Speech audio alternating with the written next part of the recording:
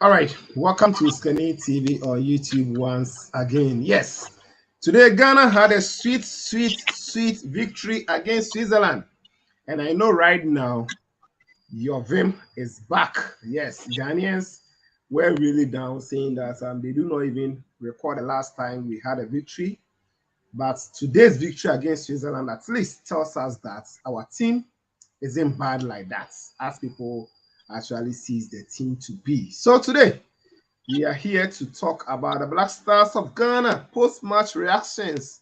How did you see it? We have a lot of players who played their first game for the Black Stars of Ghana today. Some too have played some matches, but today were their first starts for the Black Stars of Ghana. So let's talk about it. Good evening, wherever you're watching me from. If you're in Ghana, or let's say it is evening over there. Good morning if you're watching me from Australia, or anywhere it is morning, just like my big brother here, Frederick.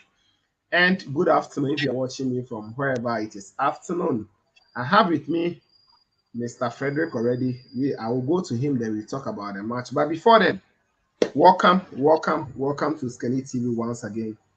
How did you see the game? Yes, let me know it in the comment section. If you join us, drop your comments and I'll give you shout out as well. So if you join us, drop your comment, like the video first, like it. The more you like the video, the more others will also be joining us. So like the video, leave your comments as well. Then let's talk about it. I'll be joined by many others, and you watching me too. I'll also put the link on the screen so that you can join me and share your thoughts with us. Okay, so let's begin it like this. Let me welcome Mr. Frederick once again. Welcome. Thank you, Osikani. Thanks for having me on your platform as usual. I'm always down to support. I'm always down to support my people, my brothers across the world. And thanks to everyone joining us just, to do this post-match reaction. I believe everyone in Ghana and across the world, everyone is happy at the moment because we won the 2-0 against Switzerland. Yeah. Okay, thank you, Shu. We also appreciate you. Always, you make time to be with us. You and some few others, you have been doing very well. Thank you as well. So, already we are joined with over 20 people, and some comments coming in are from one Drag B to Mufta Bababu. Okay, thank you. Where are you watching us from? Let us know where you're watching us from. Then Drag B, yes, Drag B. The game was great. Okay, so let's take it from here. The Black Stars of Ghana 2, Switzerland 0. How did you see the game, Frederick? To be honest with you, I've always thought that Ghana, we have a good squad. Not just the 26-man squad, but the whole 55. Everyone plays big league. Everyone is really good. And at the end of the day, it's just the way we position the players that makes us shining.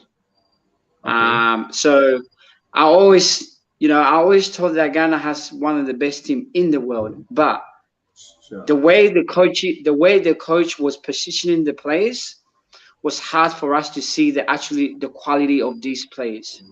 And I believe you watched the game yesterday. You saw that it was totally different. You saw everyone was playing at their usual position.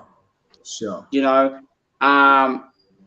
Starting from the goalkeeper, Amate was in the right position, Tariq Lamptey. The problem is when you play players out of position, because if you do play them out of position, you don't get the best of them. Sure. Okay? So I believe this is a big lesson for Coach Odo Addo and all the team behind him, that he will play the players at their best position, at their normal positions, so that we can see them more. So overall, I think they perform well. Being that Switzerland is one of the best teams in the world. Okay. Sure. So if you can beat Switzerland comfortably like they did, I think you can actually. I'm not cutting you. I think Switzerland is ranked 15th in the world. 1-5. Yeah. So they are a good side. You can continue. Hello, can you hear me? Yeah. I can hear you. I was saying that I think Switzerland is ranked 15th, so they are good. They are a good side. Yeah, I can hear you. So Switzerland is one of the best team in the world. So if you can beat Switzerland comfortably, it means that you're ready to face the reality, which is the World Cup. So Okay. um, I've always said that if you're a good team, Okay. if you meet your opponent, it doesn't matter. You don't underestimate any opponent. You beat them Okay. and you beat them well. The reason Okay. why I'm saying that, because if you beat your opponent and you beat them well, it brings confidence to the team. Sure. Okay. Sure. And it just makes you looks good as well on any platform. So to me, I was very happy with the fact that you know, Coach Odoado, his substitutions were very great. It was on time. He didn't wait till the last minute. This game it's a totally it's a change. It's a total change. His Okay. substitution was not too late. It wasn't at the end. You know, yeah, it was brilliant. And I think Okay. um, what the changes that they've done to that game yesterday was containment. They were able to Okay. be stable within the half an hour of the game. Okay, Okay. usually they will panic and they will make a lot of errors, a lot of mistake, but you Sure. can see they were able to contain the game. They were able to relax. Okay, Okay. and second half they open up the game, which is very good. I'm watching the Nigerian game now, and within Hmm. 15 minutes they're shaking. Nigerians are shaking, and the more you're gonna panic, the more you create mistakes, and your opponent Yes. will. By the time you realize you are Capitalize on down it. 2-0, and when you are Sure. down 2-0, that's when you want to come back, and it will be too late. It So is. I think Okay. the Africans are very good. They have the same quality as Europeans. They have the same quality around the whole world, but psychic is involved. Within 15 That's minutes true. of their game, they panic. They're worried. They're much focusing on the other team. They're much worried about Ronaldo. They're much worried about names. And yesterday game was totally different. Ghana was Okay. able to maintain the pressure, calm down the nerves, relax, take the game in your own hands, and within that half an hour, they were playing exactly the same as the Switzerland. Then they came Sure. back second half. They were able to detect. They The pace of detected the the game. game throughout, and Sure. they Sure. end up winning the game. And they should go with the same mindset, with the same approach. Within with any opponent, you're not going there to add numbers. You're going there because you're part of 32 nations. Okay, Okay. so you're not just going there. Oh, I'm playing against Ronaldo. I'm playing against names doesn't count. And you realize Sure. that we didn't actually miss Thomas Partey. Partey was a miss because you have people who can do the same job. That's fact. That's a fact. That's a fact. Okay, thank you. I think you've given us a very good account of today's game. At your end, yesterday's game. So we understand you are speaking from Australia. So guys, if you hear him saying yesterday, don't worry. Okay, it's because of his location. Okay, so let me now welcome Call. Call is here. Call. You are welcome. Then Supreme is also here. Supreme, you're also welcome as well. Frederick is gone, but he will come back again, I'm sure. So, Supreme, good evening. Yes, good evening. Thank you so much for having me once again. I also appreciate you for being here. And yes, always you are here for us, and we really appreciate. Yeah, today the Black Stars of Ghana won convincingly. I would say 2 goals to nil against Switzerland was a good win, and not just winning. I think we played some good football, and I think a lot of Ghanaians are now excited about our team, and a whole lot. How did you see the game? If you are asked to speak about it. So the game was quite interesting. I One thing I immediately noticed was there was a clear improvement in our midfield balance. And I'm not just talking about just having quality in midfield. Sometimes your midfield needs certain things, needs certain pieces that are necessary to really have things flowing. And I noticed there was a clear improvement in that. For me, Sure. the main player and who was the reason for that was Salis Abdul Samed. And I was really Okay. impressed with his performance. Of course, Elisha Wusu did pretty well too. And I was someone who criticized Andre Ayew playing in midfield, but this game, at least in the first half, I felt he really, he really got stuck in and he really added to that midfield balance. So I noticed that we didn't have all the possession of the ball. It's not like we necessarily dominated them, but we were able to Okay. keep Switzerland at arm's length. You would notice that Switzerland, despite all their possession, they spent most of the time in their own half. They was only Sure. passing through their back three, so they weren't really hurting us. It reminds me a bit of our game against South Africa, for example, Okay. where we didn't have that much possession, but when we got possession, we were effective with it. We were quick in moving the ball forward. We were quick in really getting things going. So I was quite happy with that. I'm glad we saw clear improvements in certain departments, like defense. I think certain players actually really, actually sort of actually showed themselves to really make a good account of themselves. I'm thinking of Daniel Amate. I'm thinking of Baba Rahman. Those two are Okay. players who are seriously criticized from the general public. And yet, Sure. those are two of our better players today. They actually stepped up, I felt. Well, especially Baba Rahman. I know he gets lots of criticism, but today I was very impressed Sure. with his performance. So, these are things I felt that really gave improvement. Switzerland failed to have a single shot on target. It shows you how well we defended. And I do. Atizigi is also an interesting one. We were all worried about what happens. Yes, I think it. We were all concerned. I mean, it's a strange scenario because in the beginning there was a point where what's that player's name, Ruben Vargas, put in a cross with his outside foot, and you just expect Atizigi to just catch it, but then he parries it and it nearly goes into the other Swiss player. That's It's true. things like that that really gets you concerned. But then, other than that, there was some other times where he was able to punch the ball away in terms of aerial duels, and I liked his sweeping, for example, in particular. I remember the Okay. point where Xhaka played a through ball, and then I think Frula was going to get on the end of it, but he was Yes. very Yes. quick. Yes. Exactly. Yeah. Of course, there is the fact that since we didn't have shots on target, he wasn't tested in that particular sense. Enough. Yes. So, of course, you can't just say, "Oh yes, he's the best goalkeeper. He's the second coming of Buffon." But there's improvement, and there's it gives goalkeepers confidence that going Sure. into future matches they can have a bit more trust in themselves, a bit more trust in their defense when they go into the future games. So that was a nice thing to see. For me, the attacking phase Hmm. was probably the biggest issue once again. Okay. However, I was impressed with Afriye Barnier's contributions. I was someone who was against his inclusion to Black Stars because of certain other players being excluded, but he put in a good Yes. shift. He Yes, was he did. lively. He was running the channels.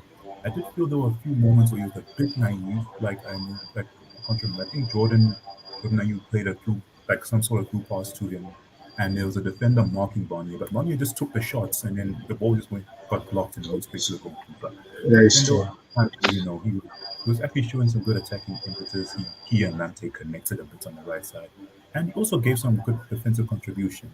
And of course, Okay. he also was involved in that penalty incident where, maybe a Hmm. goal gives a penalty. I'm still not too sure if there was enough contact for there to be a penalty. But you know what? He made a good account of himself. And, Sure. I'm willing to give him an apology. He really proved a good account. Oh yes, He yes, he did well. He did definitely well. deserves to be sitting there. And I think he's a good option to use if Otado was to call him for another game. So that was a positive. But the cohesion in the attack was lacking for me. That's Okay. and think the one player who I think the only player who didn't have a good game was Jordan Ayew. Really. I Yeah, know that other you people okay. have an opinion, but I've always been a very serious critic of Jordan Ayew, and he's Okay. someone who was very ineffective. But Okay. I don't know. He also had a few good moments too, and I noticed his set pieces got better. His set pieces were much Yes. better today. He probably could have got Yes. 2 assists from his set pieces alone. But overall game, he was losing the ball a lot. He was making wasteful passes a lot. I remember the one time where he actually shrugged off the defender very nicely, created a chance for himself, and he shot it straight at the goalkeeper. It's Okay. things like this. Like you just know, in terms of football IQ, his football IQ in the final third is just too low, and you want someone else who's going to be able to be that dagger there. And someone else might say, "Oh, he's doing his job." This man is playing at left wing. His job is supposed to be offensive, so you need an offensive player Okay. there who's actually going to give some attacking impetus. So that bothered me. But Sure. Sure. Sure. yeah, Andrea, I thought he had a very good first half, but the second half he was more or less invisible. So I think it's quite clear with him. He's 32 years old. He's slowing down, and a lot of us have been saying this for a while.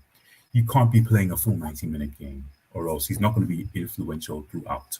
So of course, either you bench him and you bring him on in the second half because the team would need someone like him to rally them, or you have him start and then you take him off over after 15 minutes. I think those are options you could use with him because I do think he still can add something. But I really like the substitutions of Otto, and I think this is something Otto's had a very strong point in throughout his tenure in Black Star. His substitutions were on point. The entrance of Daniel Kufitre, the entrance of Kamal Soa, those two were very creative. They were playing incisive passes to break the lines, and they were doing very good. Semenyo, he scored the goal. I'm really impressed with Semenyo. His strength, when the build up to the second goal, he actually shrugged off the defender before laying the ball off into who was it? Was it Sulemana? I think it was Sulemana. So he showed some good strength and some good hold up play, and he actually affected the goal much more than even Iñaki Williams. However, you would wonder that if Iñaki Williams had the same service from those players like a Chire, a player like a Soa, maybe he could have also Yeah. had some good, had a decent performance. But we move. So Semenyo also did good. Kamaldeen Sulemana, I think it's quite clear that his technical ability is probably on the highest level even in world football. But Yeah. that's the problem. That's where it ends. Sometimes Mm. you really want him to make that better decision in the final third, that final action. And he had two different opportunities where Soa played him through, and his first touch let him down, and he decided to take a shot in a tight angle, and the keeper saved it easily. There was the other time where he and Semenyo were kind of through on goal. He just had to lay it off to Semenyo, but then he decided to take a Yeah. heavy. I thought that he should have passed that ball because Right. I mean if you do that in a bigger stage, the chance of you missing that is very high. You know what I mean? But Right. I think with Kamaldeen, you can't play him full game. You can't. Mm. Would you agree to that? Because there's a little bit of selfish there. Can you see? A little. Like Yeah, he's a little someone bit of who- selfish there.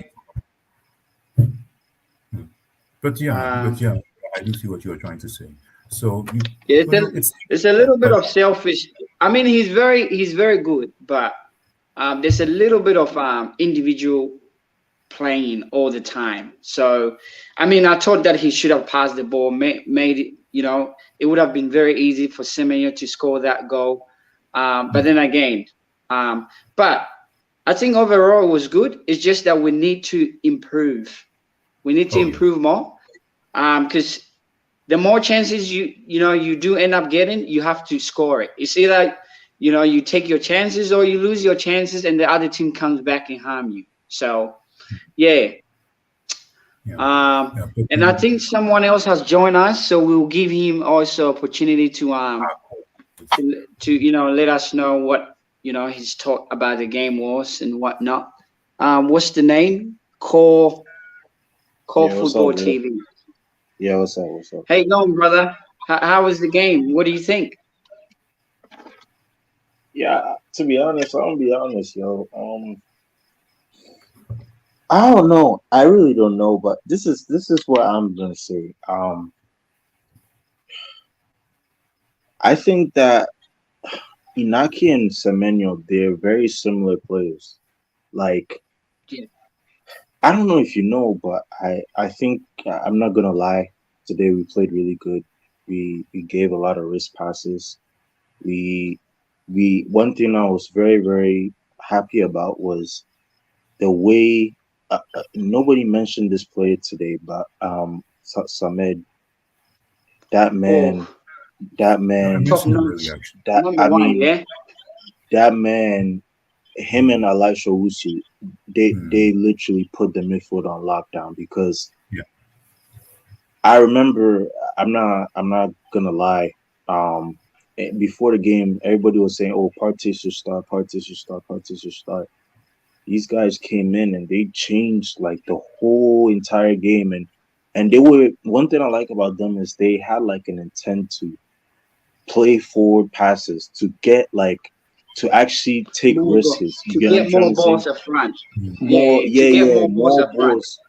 more balls in front. And I've been saying this. I've been saying that like for me, Thomas Partey is like I just don't know, but I've never really liked Thomas Partey every single time he starts for Ghana because he's not the same guy um like he is from Arsenal. Arsenal, he has at least someone who Yeah, you know is protecting him whilst he's pushing that's up correct. the Yeah, field and playing that yeah. box to box, midfield.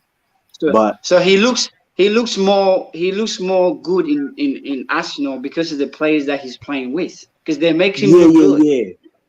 yeah. Yeah. And I just don't think Ghana can. I mean, I'm not saying if we're playing Portugal and we want to start Partey, we play Abdul Samed and Thomas Partey.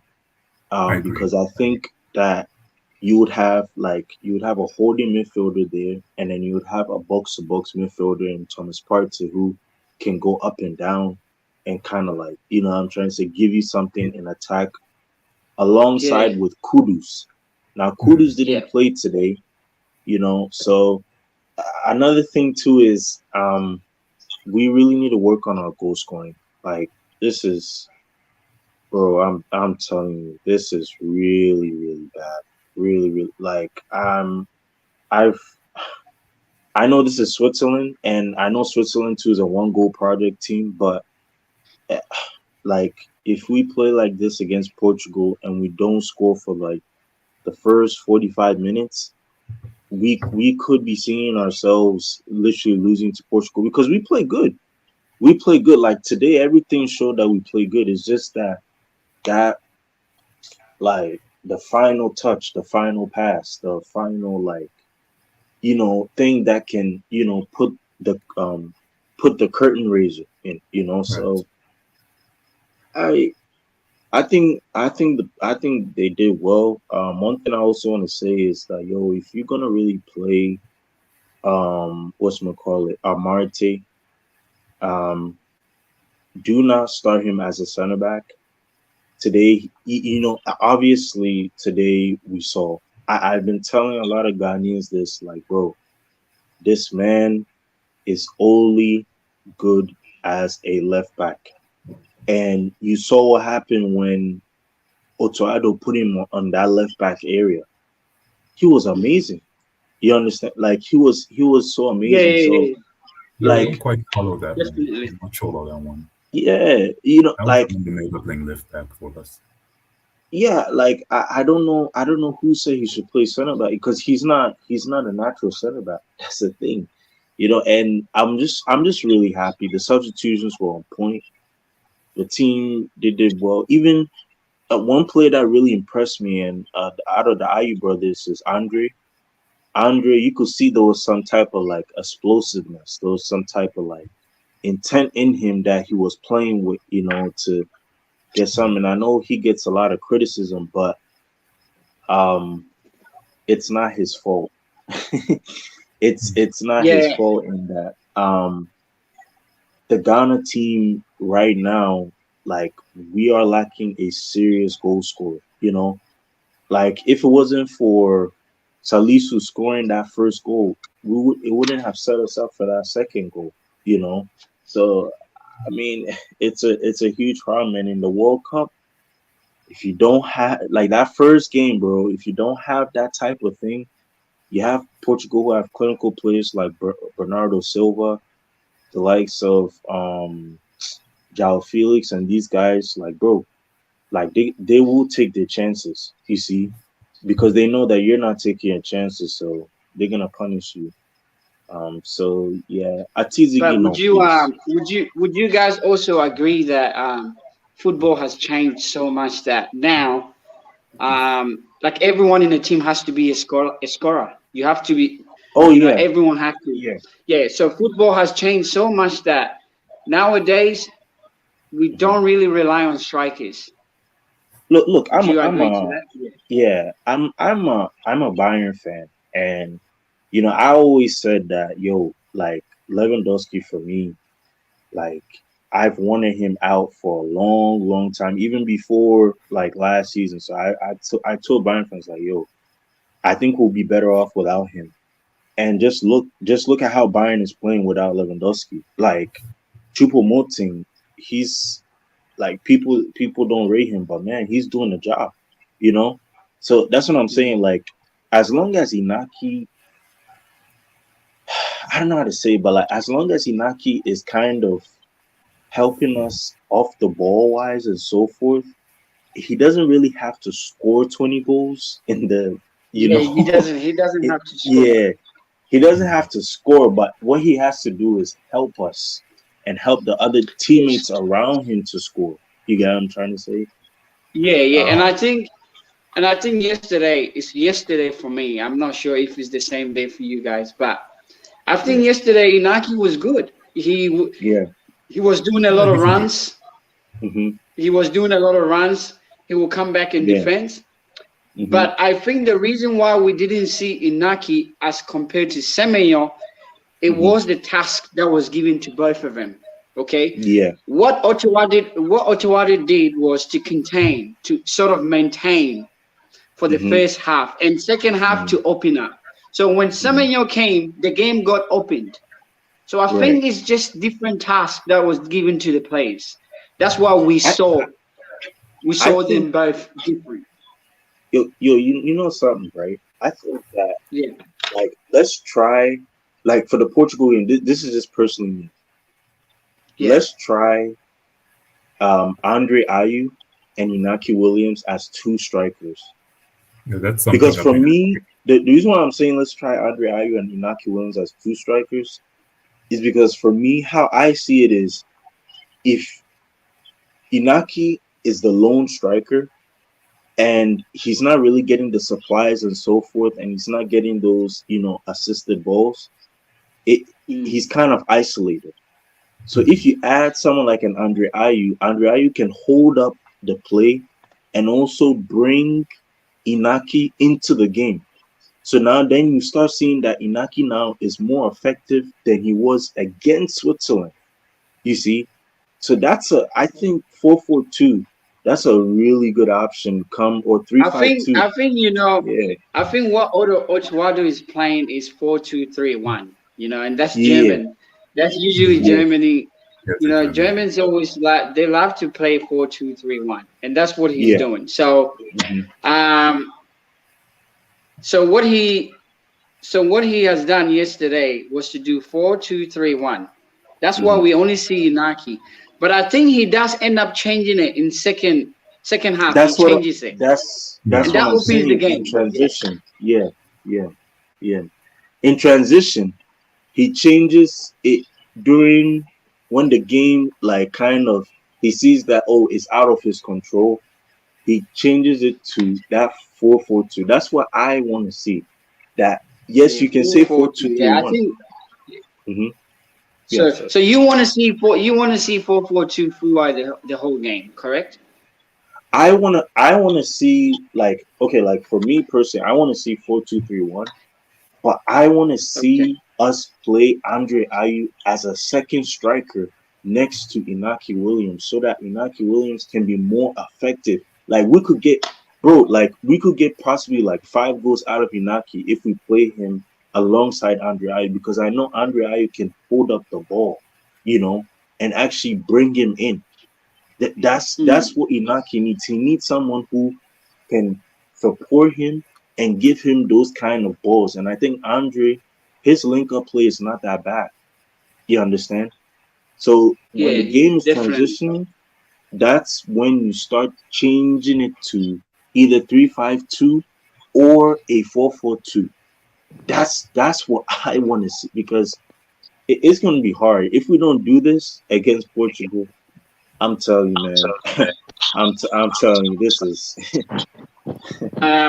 Anyways, concerning about Portugal, they're playing Nigeria now, and the game ended up 4-0. But Nigeria was down 2-0, and they had penalty. And they missed that penalty. Now, if they would have scored that penalty, they probably would have got back in the game. So, at the end of the day, I personally think that the Oduado and his team, they're just going by each game, okay? They study the opponent and they come up with a squad that will match, that will suit that sort of play. So we're just gonna give them the benefit of the doubt, and hopefully they will do the right job for the next game, because every game is different. Every game will be different style of play. You will need different players to match that sort of gameplay. So I would just give them the benefit of the doubt. We were condemning them, and now we have to praise them. So we have to really go back to our drawing boards individually and start directing our energy positive towards that Black Star. Every game will be different. You're not gonna play. You will play South Korea different compared to Portugal because different style of gameplay. You know what I mean? Yeah. I agree. I mean, Sorry. So I do think there's another person that has joined us, and he would also, if he would like to express his view on yesterday's game and what he feels like and what we need to do, yeah. Hi, lads. Good evening. How are you doing? Good. How are you? I'm good. I'm people. So I watched the match, and I think they did very well. Actually, Otuado surprised most of us, because if you should ask all Ghanaians, they will tell you that they will go with the 3 at the back, then the 3 at the back, and then what do you call him? Tariq Lamptey and Gideon at the flanks with Partey and Summit in the middle, then Kudus and either what do you call him? The other lad, the Ayew brother, then Inaki. But today he surprised us with a different squad. You can see that the coach is versatile in terms of the formation, because this is a World Cup, and as you are playing, you need to change your tactics. And so the coach is really showing us the options that we have. So I think kudos to our coach for at least showing us that, yes, we have different formations that we can apply as we're going for the World Cup, because, these Europeans and these South Americans, as you are progressing, they'll be changing the tactics in the course of the game. And so our coach needs to be on top of the game and really implement new formation in the course of the match. And I think we did very well. Seriously, I really love the midfield dynamos, those 2 pairs. That is solid, yeah. Salis and the other lad. I think they played a very good game, and kudos to them. Previously, we were all thinking. You see, the last time I mentioned that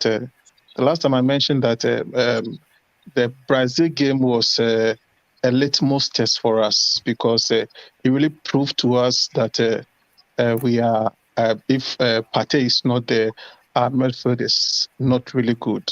And so we need to be on top of the game. So this time around, the coach has recruited another pair of midfield dynamo so that even at all today, we're not talking about Partey anymore because we know that those two guys did very well. And so I think I'm very happy. Now we have option in our on our bench, and that shows that yes, we are a very good team because a good team determines a good team is someone with a good bench, and now we have a very good bench. So now we can boast of a very strong midfield now because I was looking at it and I was saying that then why don't we play 4-3-3 so that it's a formation I'm also thinking so that at least we can have all those three lads in the middle then and so that our midfield will gel very, very strong. That's what I'm thinking though. But we did very well. Honestly, we did very well. And also with Atizigi, you see, Atizigi has been with the Black Star for a very long time. And you can see that he's good. We are not saying he's not good.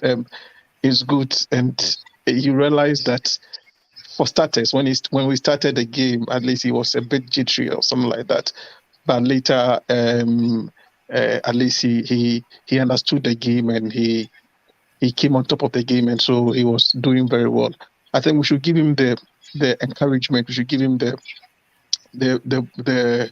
we should at least. Because most Ghanaians, when you talk about Atizigi, this and stuff like that, but at least he's the one we have now. So we need to give him the encouragement to do his best, and he is now showing it that yes, he can do for us. And whenever we ask him to do it for us, so I think for now it was very good. In terms of the striking area, the other lad was saying something, but I feel that.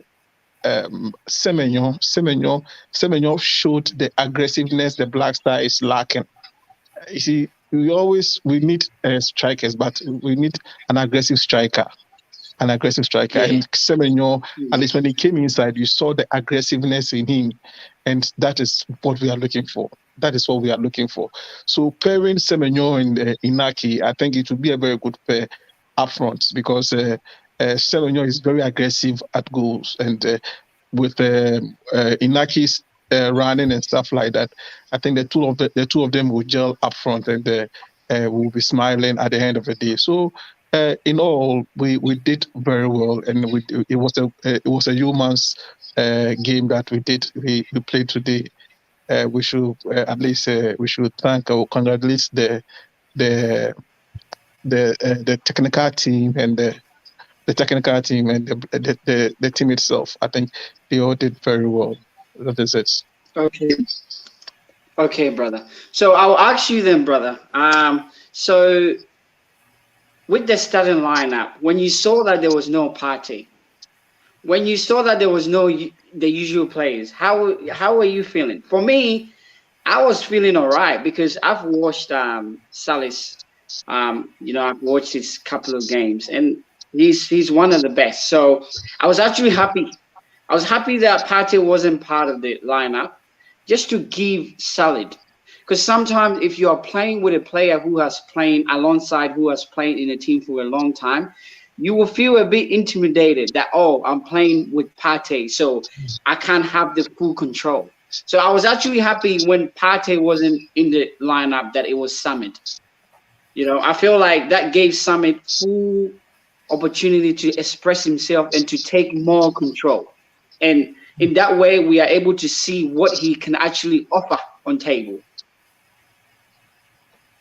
Well, I think though Partey was not in the game, actually when I saw the lineup, Partey was not in the game, but I felt that, okay, fine. This time around, Coach Utuado is still going to do his try a lock again. That's what I was thinking, that is he going to do his try a lock again? Because I've been saying every time that the World Cup is now. Because next week is the World Cup, so we are not coming to do Matrai Makwe here. We're not coming to do Matrai Makwe here. The only thing is that we need to get our first 11. So at least he should start with the first 11. So that's what I was thinking. But I think it worked well for him. I'm telling you, if it had backfired, Ghanaians will come on him. Ghanaians will come on him. But with this Matra Emakwe, well, it worked well for him, and so I think he was lucky this time around. But I don't think that those guys will be intimidated with the big names like Partey and stuff like that, because they play with them at the the UEFA and the European League, and so they are familiar with them. Even at look at Ifri Ibani, even though he plays for our my beloved House of Folk, he was not intimidated. You understand? So when he gets to the big game, when he gets to those areas, those points, at least you need to psych your mind that yes, we are in the big stage, and so nothing will intimidate me or so ever. So I think even though we changed the lineup, it worked well for us. So I was happy. You see, I think when we heard that Walcott is injured, and so Atizigi and that Dan Lad has joined. One thing was who is going to be our number one goalkeeper. But later, I was following some radio presenters and stuff like that, and they were all calling Atizigi. I followed one Nigeria presenter, and he said that they will go in for Atizigi because Atizigi has got his face alone can at least frighten. His face alone can frighten people, and so people would leave, and it would. But somebody like Nuruddin's face is a baby face, and so. So that and it's true. We all saw it. Atizigi in the post. At least you are free to at least come closer to Atizigi. So at least we are happy that we are doing well. We are on course. Let's see. Next week Thursday we'll be playing against Portugal, and we hope that we are going to win the game hands down, similar to what we did today, 2-0. Yeah. How about you, boss Osikani? How was your reaction when you first saw the starting 11? How was your reaction? How you felt? You feel like, oh, we're gonna lose a game. Was Atizigi was he your first choice? How was your reaction? Because I personally I was okay. The fact that Salis was in midfield, I was good because I was really waiting to see Salis. Oh, okay. Okay. Thank you, Mr. Host. I think for me, my feeling, I would say it was a mixed feeling. Yes, because a player like Salis, I've been speaking about him a lot on this channel, and I wanted to see him play for the Black Stars of Ghana. Yes, so I was really happy, excited seeing him. The goalkeeper, Lawrence Atizigi, I think he is somehow the favorite now. If you look at the number of times he's scored for his club side, since Gallen, you can't compare it. Manaf's own. Manaf is a bench warmer. This season he's played only I think 4 matches in total, 3 in the league and 1 in the FA Cup kind of. And even out of those matches, he's considered like 10 goals already. So yes, the last time he was in Black Stars of Ghana's shirt, he did war against Chile. But I wanted to see the number one goalkeeper, or the one that we are going to use him today. Atizigi was okay, but wasn't really super. But for me, seeing the lineup, I think it was mixed. That front, I wanted to see some new faces in there. I wanted to see the likes of Kamal Sowa starting, or even Kamal Adin Suleiman also starting. But seeing the free I was okay. But Jordan, I feel we know Jordan already, so I wanted him to be on the bench for us to have a feel of another player. The two holding midfielders, I think I was okay with it, with Salis and also Elisha. So Elisha has not been starting matches for Black Stars, and I wanted to see him more. So my own, it was kind of like mixed. Yes, it was a mixed feeling for me. But I think the coach also took a gamble. Yes, because going with a 4-back system, had it not been the way Switzerland played, maybe Ghana could have suffered a little. But I think that their style of play also suited ours. But I have to give the I have to give the credit to the technical team. I think they studied them very very well. They mounted strategy to Yeah, keep yeah. Embolo and Jordan Shaqiri at bay. So I think they did a great work. Okay, well, there's another bloke that has joined us. Hello, how you going? Hey, Matt, bro, I'm good. All Good, good. right. How was the game? I'm pretty sure you are very excited. You're very happy, yeah? There's a smile on your face. Sure. Because today, So, how was the oh, game? sure. Today I enjoyed the game very well, but now Black Star, our problem is our goalkeeping. Hmm. Okay. Our So goalkeeping is what not went? good. Sure, because Okay, Atizigi, I don't trust him a lot. Sure, I don't okay, trust him a lot. okay. Yeah. But all the players, So I wish them all the best. And also, this guy proved something today that although he's a local player, but he can do some a free Bani. He's also a very good player today. Yeah, he can do something, sure. So yeah, I I wish think Ghana all the best, and I think Otuado yeah, too still have a lot. Otuado has a lot to do. Sure. yeah, I think what I personally think is we have to Ghanaians and everyone around the world, we have to stop comparing local players and international players. I think it all based by standards. Okay, if Yeah. someone Sure. who plays soccer in Ghana can do the same job as someone who plays soccer in Europe, then we shouldn't really make comparison and downgrading the player in Ghana because it's Sure. energy. One of the reasons why Andre Ayew is good because we have made him good. Imagine everyone saying you're good, you're good, you're good. Then it changes the way you think, and then you become good at what you do. So I Sure. think from this point, we Ghanaians around the world in Ghana, we have to change the way we think. We can make these players lose good based on how we speak about it. You know, for example, we didn't miss Partey in this game. Now we have to start thinking, oh, Salis, it's a good player. We have to we have to lift up their spirit inside them because we make these players good. We make them feel good. Imagine we have to put ourselves in their shoe. Imagine you being on the field and people are saying, oh, you are not good, you are not good, you are not good. It just downgrades you and it doesn't give you the sentiment to be a good player. But what about we go around and say, oh, Salis is a good player? What makes Ronaldo or Ronaldinho good is because people telling them that they are good. And then they take up that, they absorb that energy to the field. So we have to change our narrative. We have to change the way we think towards these players. We have to make them good. If we keep talking about, oh, Salis is good, then they eventually become the player that we want them to be. But if we keep saying, oh, they're not good, oh, they're not good. So I think we need to appreciate Atizigi, what he has done yesterday. And that will lift up his spirit to be the best, one of the best keeper Ghana would ever have.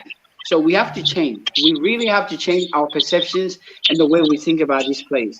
If they are playing bad, we say, oh, you're not playing bad, you're not playing good. But now they've proven to us, so we have to lift them up.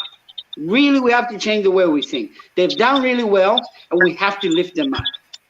Okay. So what do I you guys think think about that? yes. So the guy who just joined, and let's say, I think for now, we've gone beyond. I don't like that player. I don't like this player. I don't like that guy. Now this is the team we are taking to the World Cup. These are the people we are taking to the World Cup, and so no matter what, you need to trust, support them. So it's not the time for us to come and be saying that I don't trust him or I don't trust that guy. We should support them.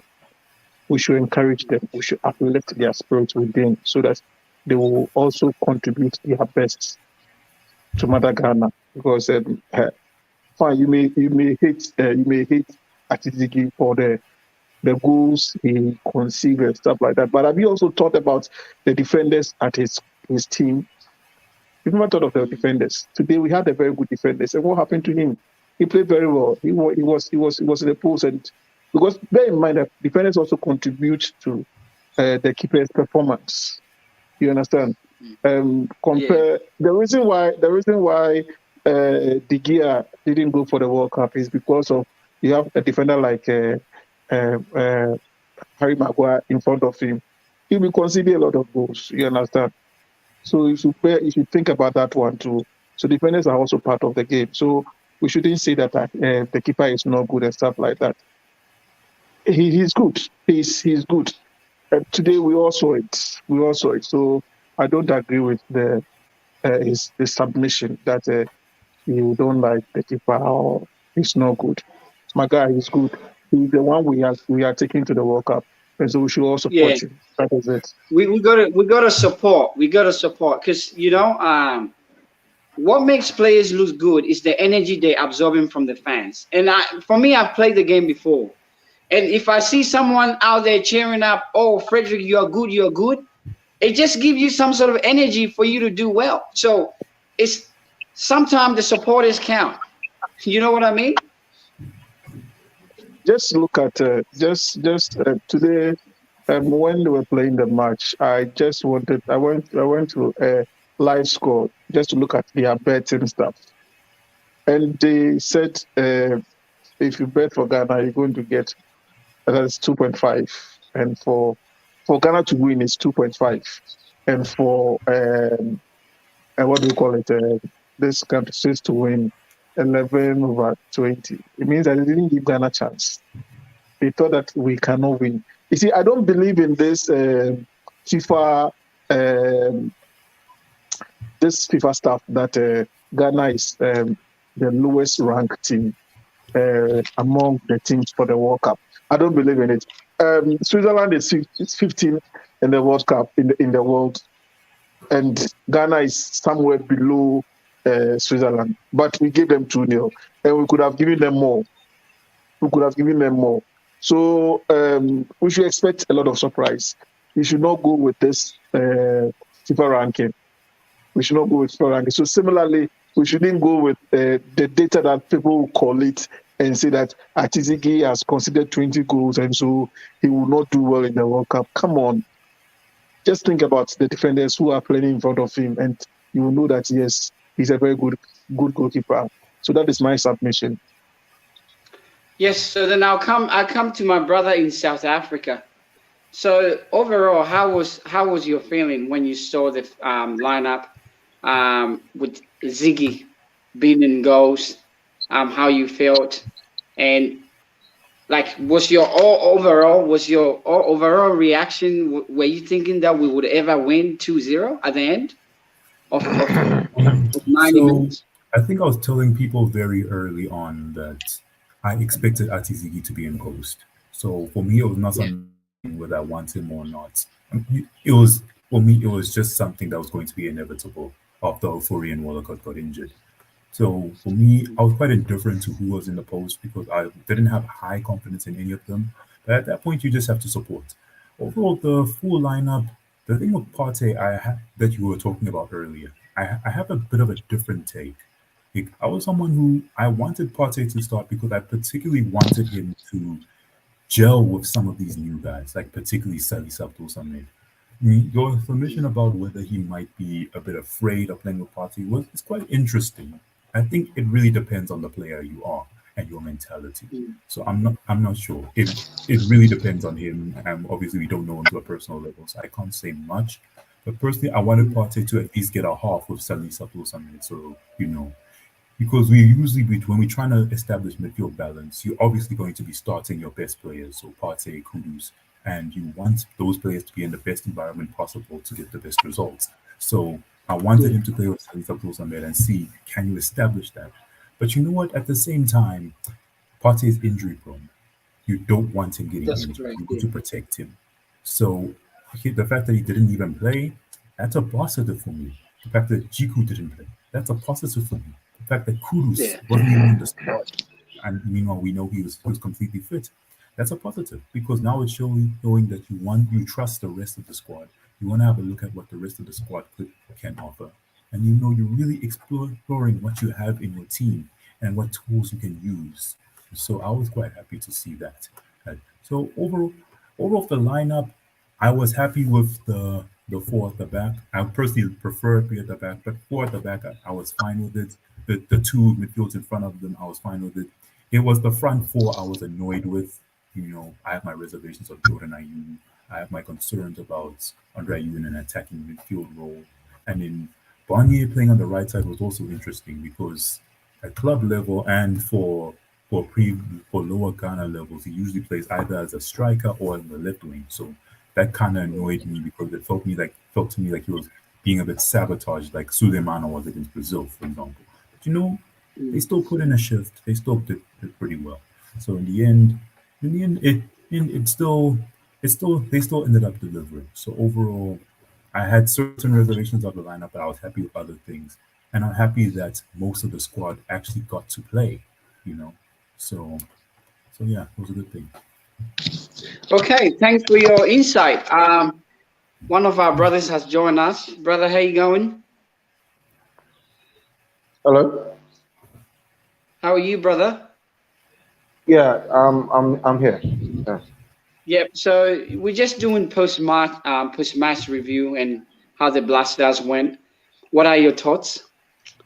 How was the game? Oh well. I think it was a very good game. Today, I'm very very happy. I mean, Yeah. when the lineup came up, I was a bit skeptical. I remember I called Osikene. I was like, "Hey, what is Otuado doing?" So when I saw the lineup, I was a bit scared. I said, "Oh no, we're going to take, another loss." But I wouldn't say I'm surprised because I've been someone who has been rooting for this team. I believe in this team. I believe in the quality of the guys, and so I'll just say they just proved me right. It was a good game. It was you could see the teamwork and everything. Everybody is in high spirits and all. So um, generally, yeah. So they did well. Yeah. So moving forward, everyone. So do you think the first 11 yesterday, for me it was yesterday, or if it's for you today, do you think this will be our first 11? I personally think what Otuado and his team will do is to sit down and review every team and select the players that will fit that sort of style of play. That's how I think. Osikane, what do you think? Do you think this will be our best first 11? No, I don't think so. Yes, I don't think so because even if you watch the game very well, I watched the game in about three different phases. One, I watched the game when we began from first minute to about 30 minutes. I think at that time the players they were a little bit tensed. We were not creating enough chances. At a point we were under pressure. We shouldn't forget.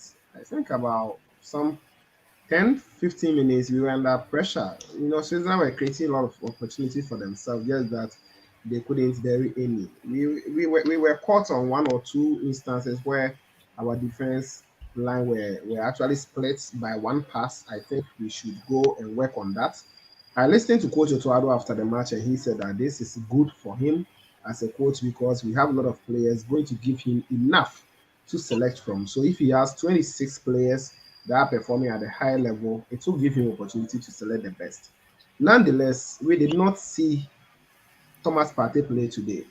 We did not see Mohamed Kudus play today. And those two players, I think, any coach who you give the Blasters of Ghana's work to will definitely start those two. Unless maybe some other circumstance that is beyond control, or maybe the player has been given a lot of opportunities, is not making it count. But the last time Thomas Partey played for Ghana, I think I'm getting it right. was at the Moshood Abiola Sports Stadium, where Ghana drew 1-1 with Nigeria. And the reason why we are actually here talking about the World Cup, he sent us to the World Cup. He was fantastic, even though he was playing away, but he was fantastic. He scored that long shot that Francis Ozoho fumbled himself with. So I think definitely there will be some few changes to the team. I don't think Efri Ebanie, after all his super game today, still has convinced the coach enough to start games. Yes, he was very good, but every game then the kind of players you want to start with.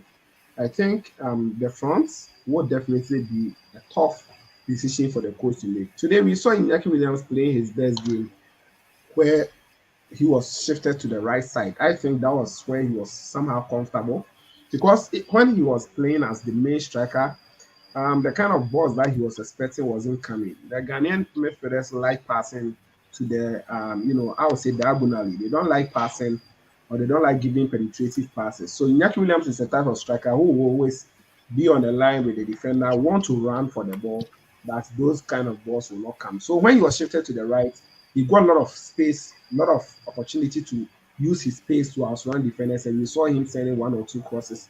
So I think there will be some changes in the team. And I think one of my brothers said that we should consider going with 3 midfielders. I think that's going to be a disaster, because this World Cup, we are already going in with only 3 only 2 defensive midfielders. That is in the name of Elisha Owusu and Salis Abdul Samed. And imagine you have only these 2 players as defensive midfielders, and you are starting both in one match. We shouldn't forget there are injuries. Even beyond injuries, we have cast accumulation or maybe a red card or something. And the next game, maybe you will be left with only 1 player as a defensive midfielder. And if you are not having him, then you have to convert maybe Daniel Kofichre or Kudus to come and do that work, which will be way beyond them. So I think the coaches will make 1 or 2 changes. I think between Elisha Owusu and Salis, one will have to sit down for Kudus to enter and for Partey to enter. The back line, I think it is also a decision for the coach to make. If you want to go with a back 4, meaning that always one of these 3 players has to sit on the bench. One is Salisu Muhammad, the one who scored the goal. 2 is Daniel Amate, and 3 is Alexander Jiku. One of these 3 players, if the coach decides to go with a 4-back, means that you are going to get a natural right back. You are going to get a natural left back in the name of either Tariq or Dennis Odoi and Gideon or Baba Abdurrahman. Then you have to select 2 out of Amate, Jiku, and Salisu. Today we saw Salisu and Amate super. We have not seen Jiku and Amate and Salisu or and Amate. And Amate, we've seen them on many occasions, but we've not seen Jiku and Salisu. So I don't know whether the coach will decide to go with the 3-back or the 4-back.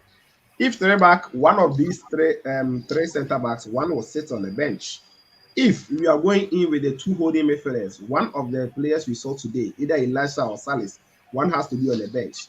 If we are going with the 3 up front before the main striker, that means that there will be a twist. I don't see Kamaldeen, Jordan Ayew, Dede Ayew, all of them being on the bench or something like maybe Dede starting a free year. I think a free year will have to sacrifice. He can come in as a surprise package because most of the countries may not know his qualities. Because Ghana Premier League, how many highlights are you going to get? How many statistics are you going to get about the player? But when he comes on and he brings you that kind of surprise package, I think it's going to be good for the team. So definitely there will be 1, 2, 3, or 4 changes to the team that we saw playing today, and that will be good. We shouldn't forget that in the second phase of the game, it was from the 60th minute to about 76 minutes where we scored our 2 goals. That was when we were actually controlling the game. And that was when we also had 4 players introduced into the game. Daniel Kofichre came on. We also had Kamaldeen Sulemana. Kamal Sowa also came on. Then 1 other player also came on. This tells you that if we are Ali Dusedi. So around that time, that was when we had our goals. So if we are to go by something, I think our starting lineup, even though they did great, but they did not give us the needed goals. But the changes did the magic for us. And I don't think. Oh, no, it's a fact. You know, even though they did well by not conceding, they did well by playing very well. But the changes also changed to the face of the game. Antoine Semenyo came on, I think, in the 62nd minute. Daniel Kofichi also came on the 62nd minute. Kamadi Sulemana, who has had one of his best games in Black Stars, also came on in the 62nd minute. So if you go and watch from that minute, in fact, we were actually controlling every phase of the game until we scored 2 goals and we decided to. Even at that time, we were still controlling things. We could have scored 3 or 4 goals if we really wanted to. But I think the starting lineup, definitely there will be changes. That's what I think. Okay. Well, thank you very much. What about,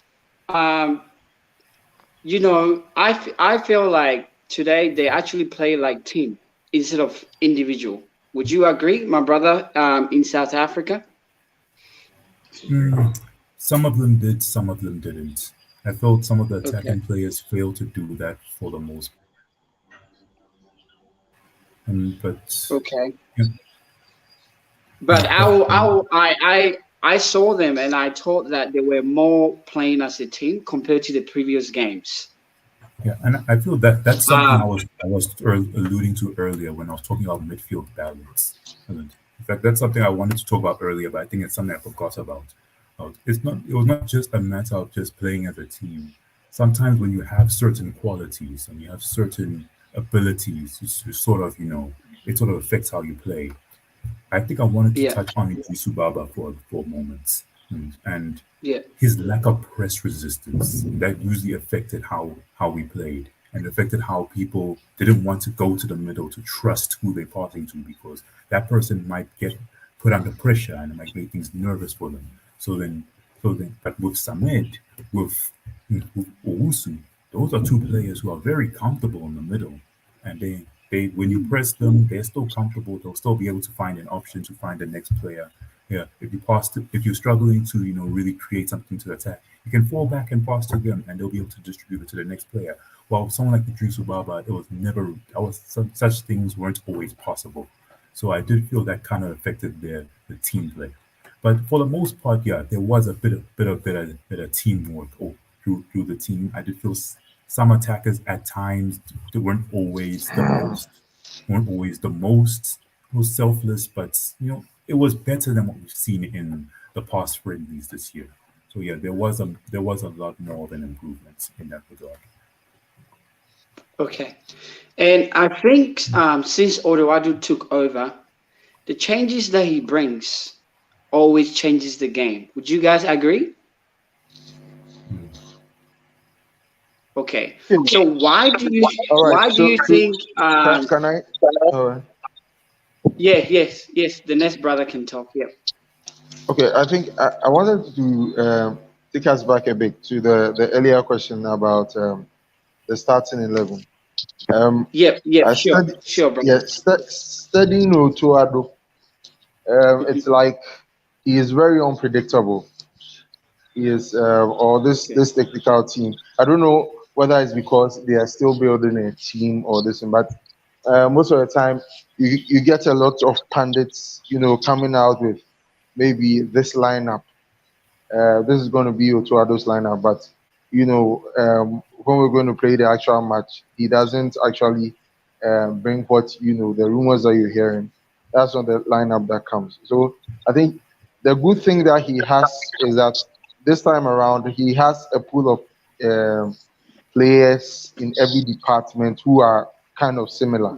So if you could call onto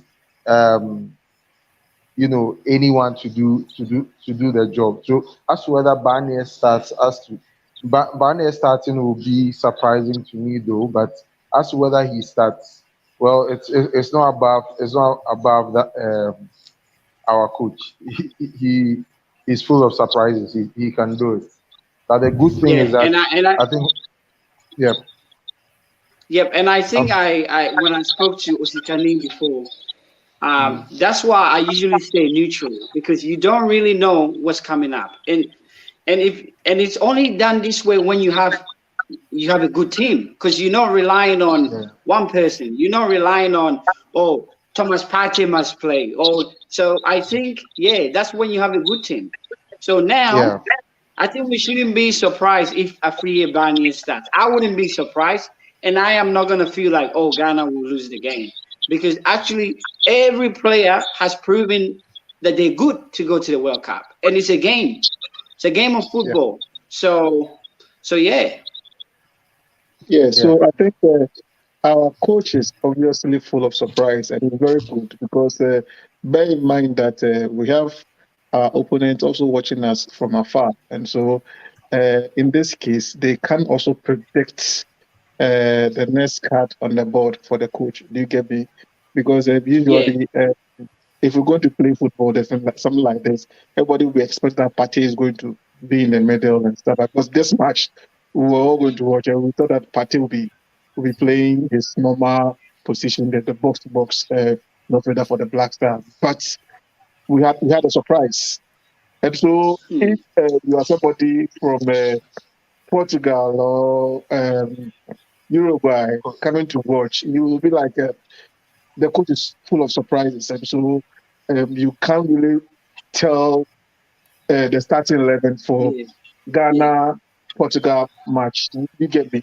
So I think it's a kudos to the coach because today P.A. Barnier proved beyond reasonable doubt that he's also good and he's up to the task, and so he can do better when we should start him. And so we should expect surprises.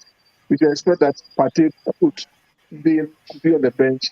He could start from the bench or he could start. And so, don't be surprised to see such thing. And I think that is my take. Yeah, friends. To Sorry, I want to interject a little. You know, I'm one person that I'm really worried about what Coach Otuado has been doing.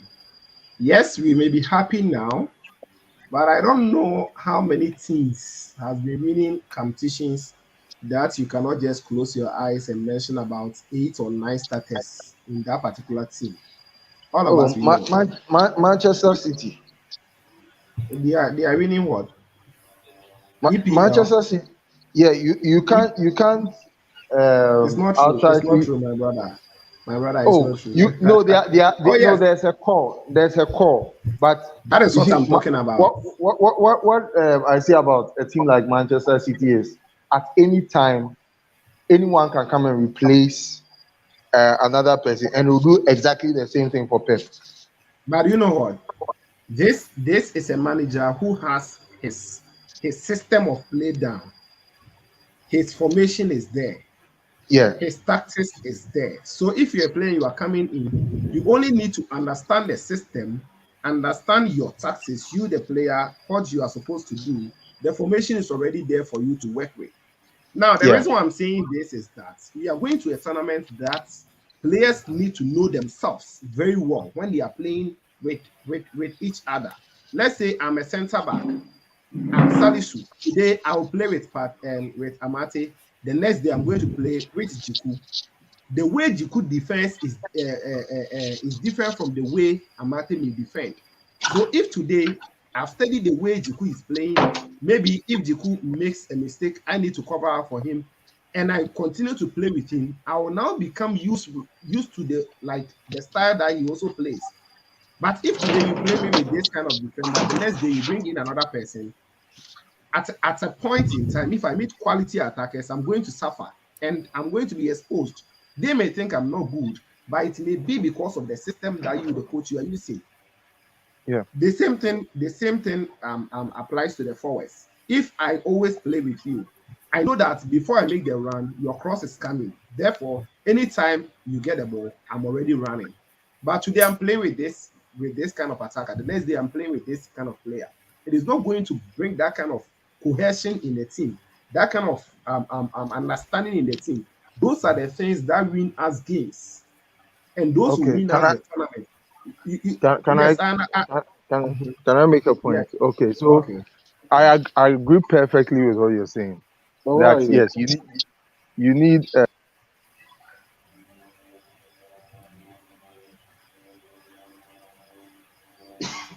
Nanado, are you here?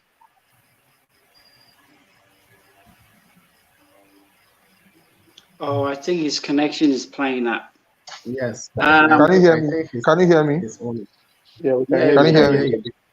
Can hear you. Okay. All After right. that, Yes, So we can hear you. I would like Supreme to add his own after that. hello. Supreme, you are just quiet for me. Can I Yes. talk? Yes, Nanabe, you can No, talk. All right. So yes, I think I agree with what Osikani you are saying. I don't think we are at different levels. But what I'm saying about the team that you see, when you have a team that you know there's a lot of competition, right? You can easily tweak the team to whatever you like, or you may have your first 11 all right, but when you bring in a new player, he can equally do what the one that was inside was doing for you, or even do better. So what I see with a team like Manchester City is okay. So they have a core. You get your Haaland playing, you get your Kevin De Bruyne. Maybe the defenders are always the same, but the wingers are always rotated, and maybe some of the midfielders. And that is what I'm seeing in this team.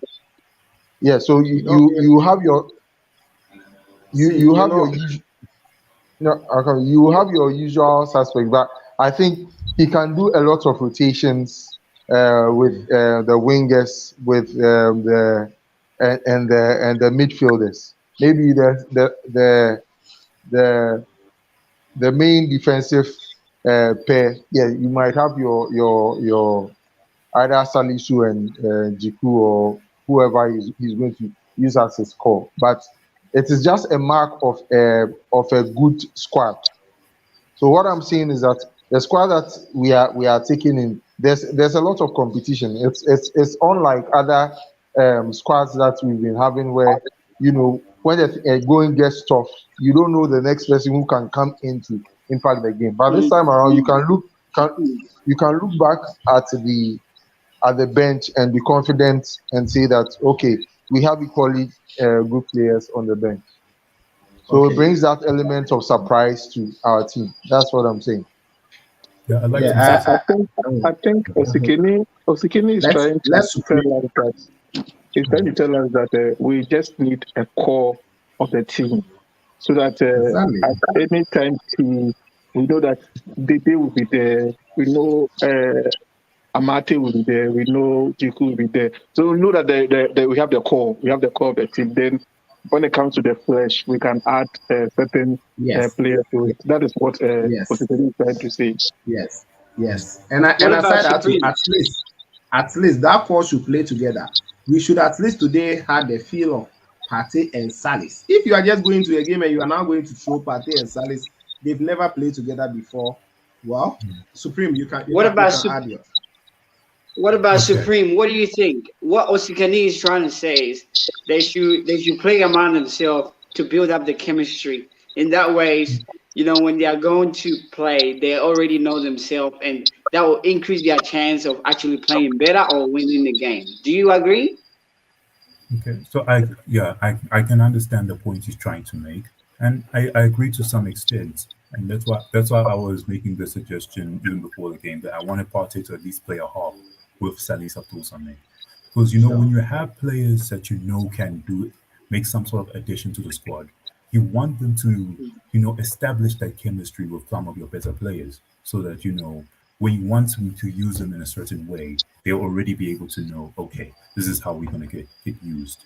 Because I think it's still okay to be flexible, but the fact of the matter is, as you go deep into a competition, you at some point you must be able to go to certain players and say, you'll always be in my team and you're always going to give me this. You're always going to give me this. You're always going to give me this. At the moment, there are only certain players who are going to be part of the core of the team, and even they you probably uncertain how they will gel with some of the newer players like Salis.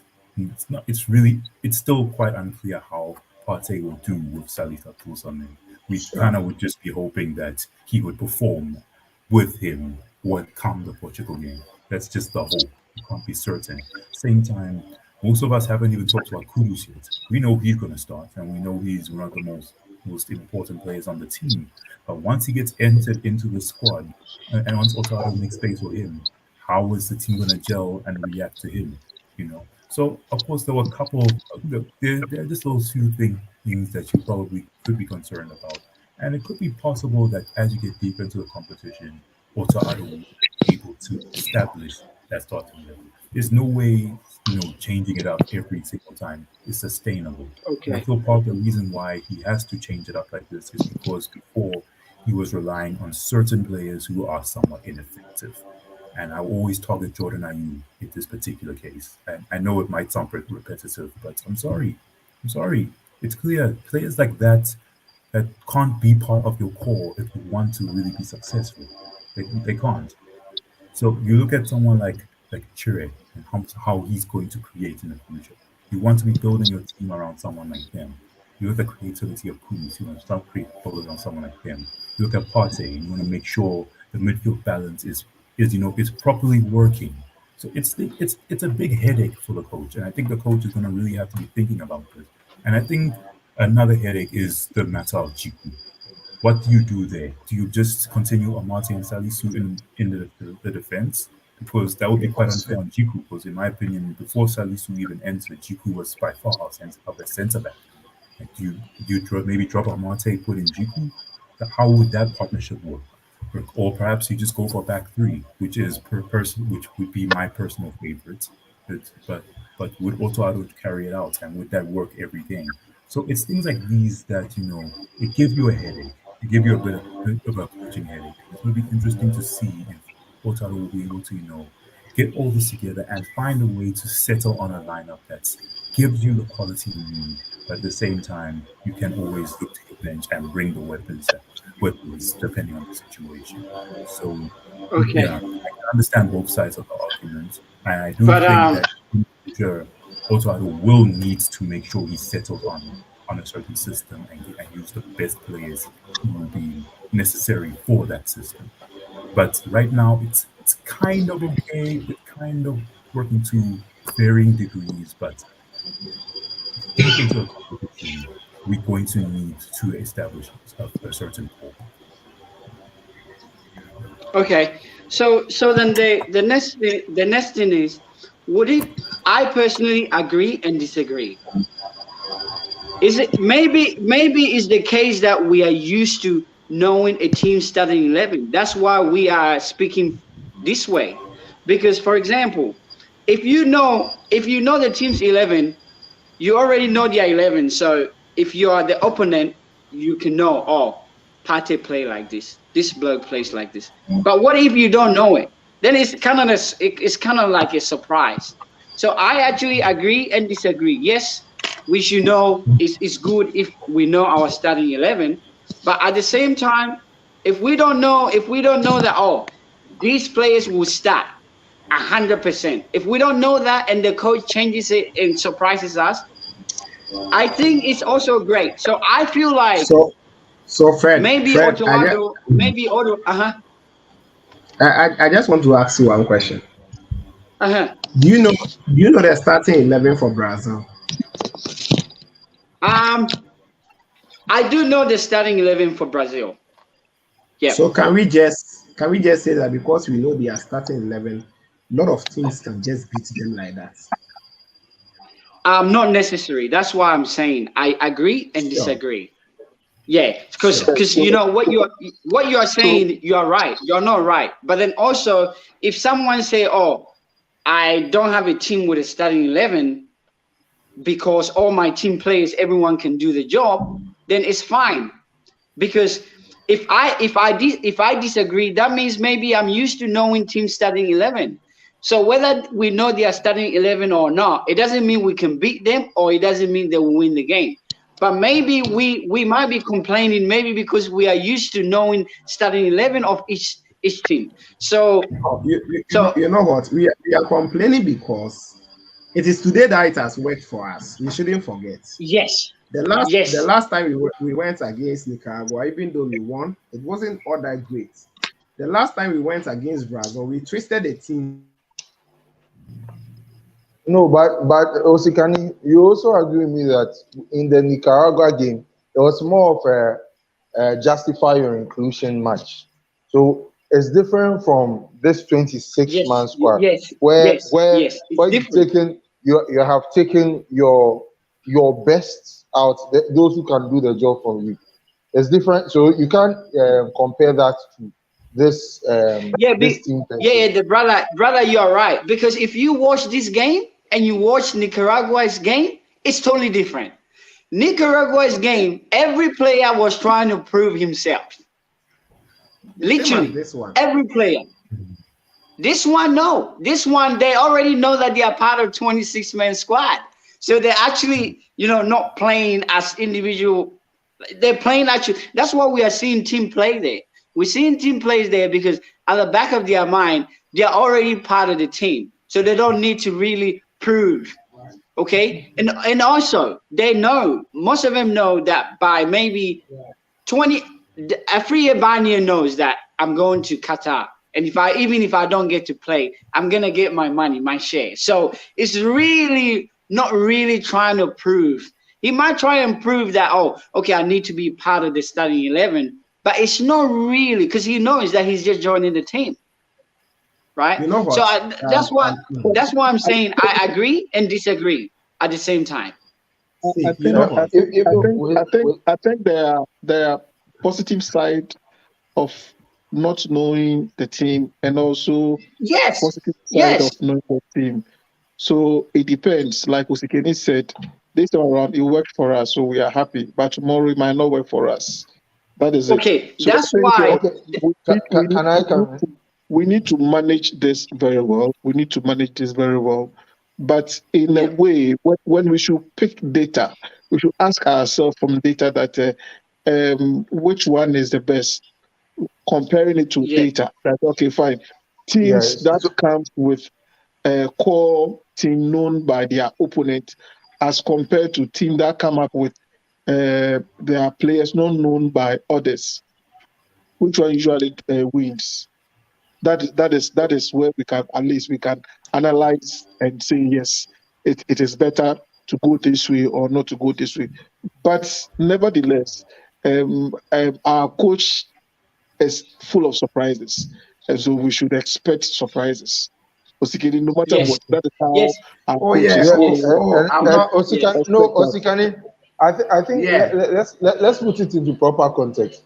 We are not saying having a core team is wrong. Every team you need that core team, yes, but you should have for every great team, any European team that we know that has, we call it squad depth, that has very good players and there's competition. Any great team is a team that has competition for every department, and that is what I'm talking about.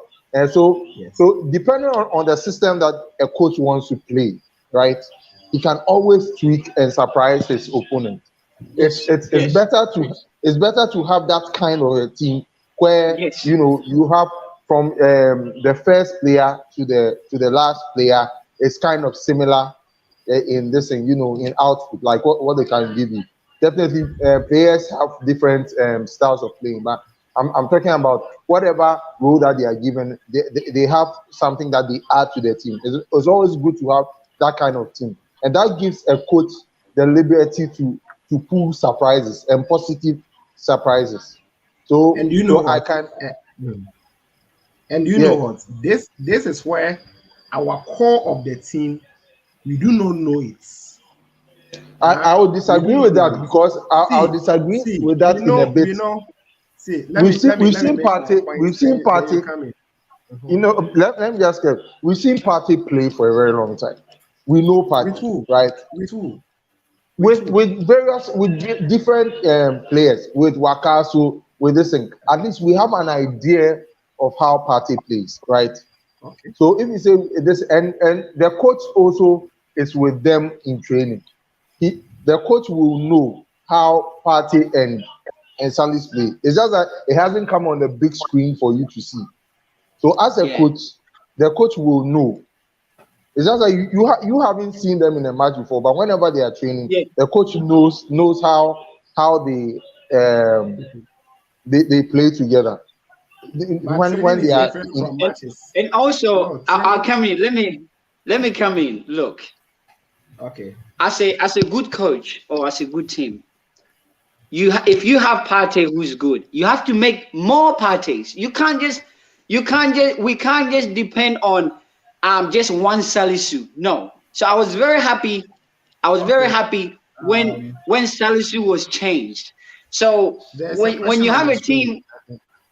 Before the question is there's a question on the screen. Let's speak to that. I think that will give us a fair direction. Okay, so I think all everyone on here, just bring your questions and we all interact. Yeah. Okay. Yeah. So the question is Ado really full of surprises, or does he know his starting 11?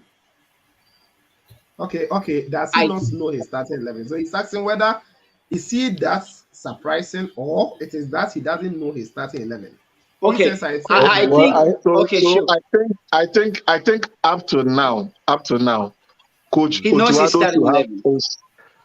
Starting 11. No, but for today, I'm sure he sticks to a different formation and a different kind of players. And we all saw that, yes, we saw that those two midfield dynamos were superb in the midfield. They gel and it was very nice. And it worked well. You understand? So even though he might know his starting 11, he's now having options. Like somebody mentioned, he's having options. And so we know that now we have a very solid and a defined team. Because back in, I think last month when we played against Brazil, going to play against Brazil itself, we all knew that Partey was injured, was down, and so he's not going to play. We were all like, oh, this match is going to be another excuse match. You understand? And truly, it came to pass that we gave an excuse that Partey was not well. But now we have these two lads in the middle, and they can perform equally better, like we are expected. So I think the coach knows the starting 11, but he has options. That is it. Okay. Yeah. Me, next question. Supreme. Okay. Let's I think Supreme wants to say something. Yeah. For me, I feel like also Ado has certain players he wants in the starting lineup at all times. The Ayew brothers are among them. Partey is among them. Kudus is among them. Amate is among them. And then the rest of the players, he's going to build it like that. So with Otto Addo, that is his core. And I don't believe that is necessarily based on solely football. I don't believe that, because if it was, Jordan Ayew wouldn't be among them. That's Jordan someone Ayew. might feel like I'm hating, but that's just my opinion on it. Jordan However, Ayew. However, with that being said, I have always been feeling that now that he is being encouraged to have the use of the rest of the squad, he can be confident in, if I play this player, if I play that player, he's going to give me something. He's going to give me this, he's going to give me this, he's going to give me this. And in future, he might prepare a lineup, probably in terms of substitutions that will help him adapt to the way a game is going. For me, the main concern is, when will that come to pass from the very start? When will we get that? Because I look at this game, I look at the setup, and I'm thinking a few things. Otto Addo wanted to rest Thomas Partey. Otto Addo straight up rested Mohamed Kudus. So as a result, he thinks Andre Ayew is a midfielder for some reason. So who do you play in the DMs as a result? And our only DMs are Salisa Tosamed and Elisha Wusu. In this case, it so happened to work. And since it has worked, Otto Addo can look at that and say, okay, now when I bring Kudus in, when I bring Partey in, and when I bring these guys in, I can trust in one of these guys, Elisha Wusu or Salisa Tosamed, to do a job. The question is, how well will they gel? Because Otto Addo will still want to put Andre Ayew in midfield somehow. He's still going to want to shoehorn Jordan Ayew into the lineup. And you see what I mean? It's things like these that I'm going to be quite concerned about. And I feel Otto Addo needs to make, the hard decisions about certain senior players. Sure. And certain players, depending on the opposition and depending on how he believes the team needs to play in the long run, he needs to make hard decisions and perhaps drop drop some of these guys that he believes are in his core if they're not performing up to standard. And my question is, will he do that? He failed to do that in a number of friendlies. In this game, to some degree, he failed to do that, but he made the necessary changes that got things working. The question is, based on those changes and based on what he saw from the rest of the squad, will that change his mindset and make him think, okay, maybe I should start using this player from the beginning because that might give me the effective result from the off. That is the main question. So you're gonna go. That's something I feel we are going to see, and I think we're gonna really have to scrutinize where Otto does his job well in that particular regard. So it's going to be interesting to see. I don't think Otto has established his starting 11. Even so, once again, I think he has a certain set of players that he believes are in his core, but certain players should not be in that core. And Otto has seen some of the players who have done well, and you should consider adding those players to that core. That's how I see it. Okay, I also like to say this about the Ayew brothers. I think I'll agree with you on Jordan Ayew. I feel sometimes he's a bit too slow in adding to our build up. But then again, for Andre Ayew, I think he has proven in times past that in matches where you need a player to show up, he is that player that mostly shows up for us. So and he being the captain of the side, it's only right that it's not that he's starting because he's just a captain, but from other matches that we've played, you can go back to the last AFCON when we needed a goal badly. The goal he scored against Gabon. That's you need that kind of a warrior or that kind of a leader on the pitch, right? To this, I think he becomes deficient when he doesn't have maybe a Salis or a Partey or I think Baba Iglisu in the other matches he wasn't the kind of player who could who was calm with the ball and then will distribute it to the attacking players. So most of the time you saw that Kudus and Dede always had to go inward to go and help him. But when you have players like Salis, Elisha Owusu, and Partey who are very calm-headed and just calm down, give a very good pass to the attackers then you can see the best of players like Dede Ayew. I think where he's playing right now, to me, I feel is this in the attacking midfield role where he's closer to the action. That's a perfect place to play. But then again, some of the players that you're talking about, maybe Kamaldeen or Osman Bukari, I feel some of them, it's better you bring them in when some people have started and there's this rhythm to the game. So they sit on the bench. These young players sit on the bench and I feel like there's that. I really want to get onto the park to exhibit what I can do. It brings some kind of confidence when you see people on the park and they are playing well. They are stringing passes neatly. So when the team is really doing well and you bring a player like Kamaldeen Sulemana in, you see what we saw today. He comes in with confidence. He runs at you, or Osman Bukari. Most of the time, when he comes in, because of what he's seen others doing, he feels like, coach, let me in. I can also do this. And then when they come in, they bring this in. Because sometimes some of these players that like Kamaldeen, we've seen it many times where he has started games and you don't really see that explosive player that he is. So sometimes you realize that maybe they will not. You then and say, why isn't Kamaldeen starting?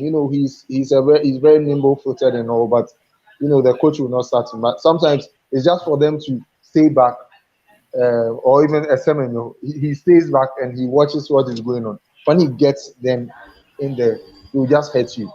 So I think sometimes that's the reason why I'll say a coach will do that. But I agree with you on the Jordan Ayew bit. I feel he's a bit he's a bit slow when it comes to, us proceeding the ball forward to attack our opponents.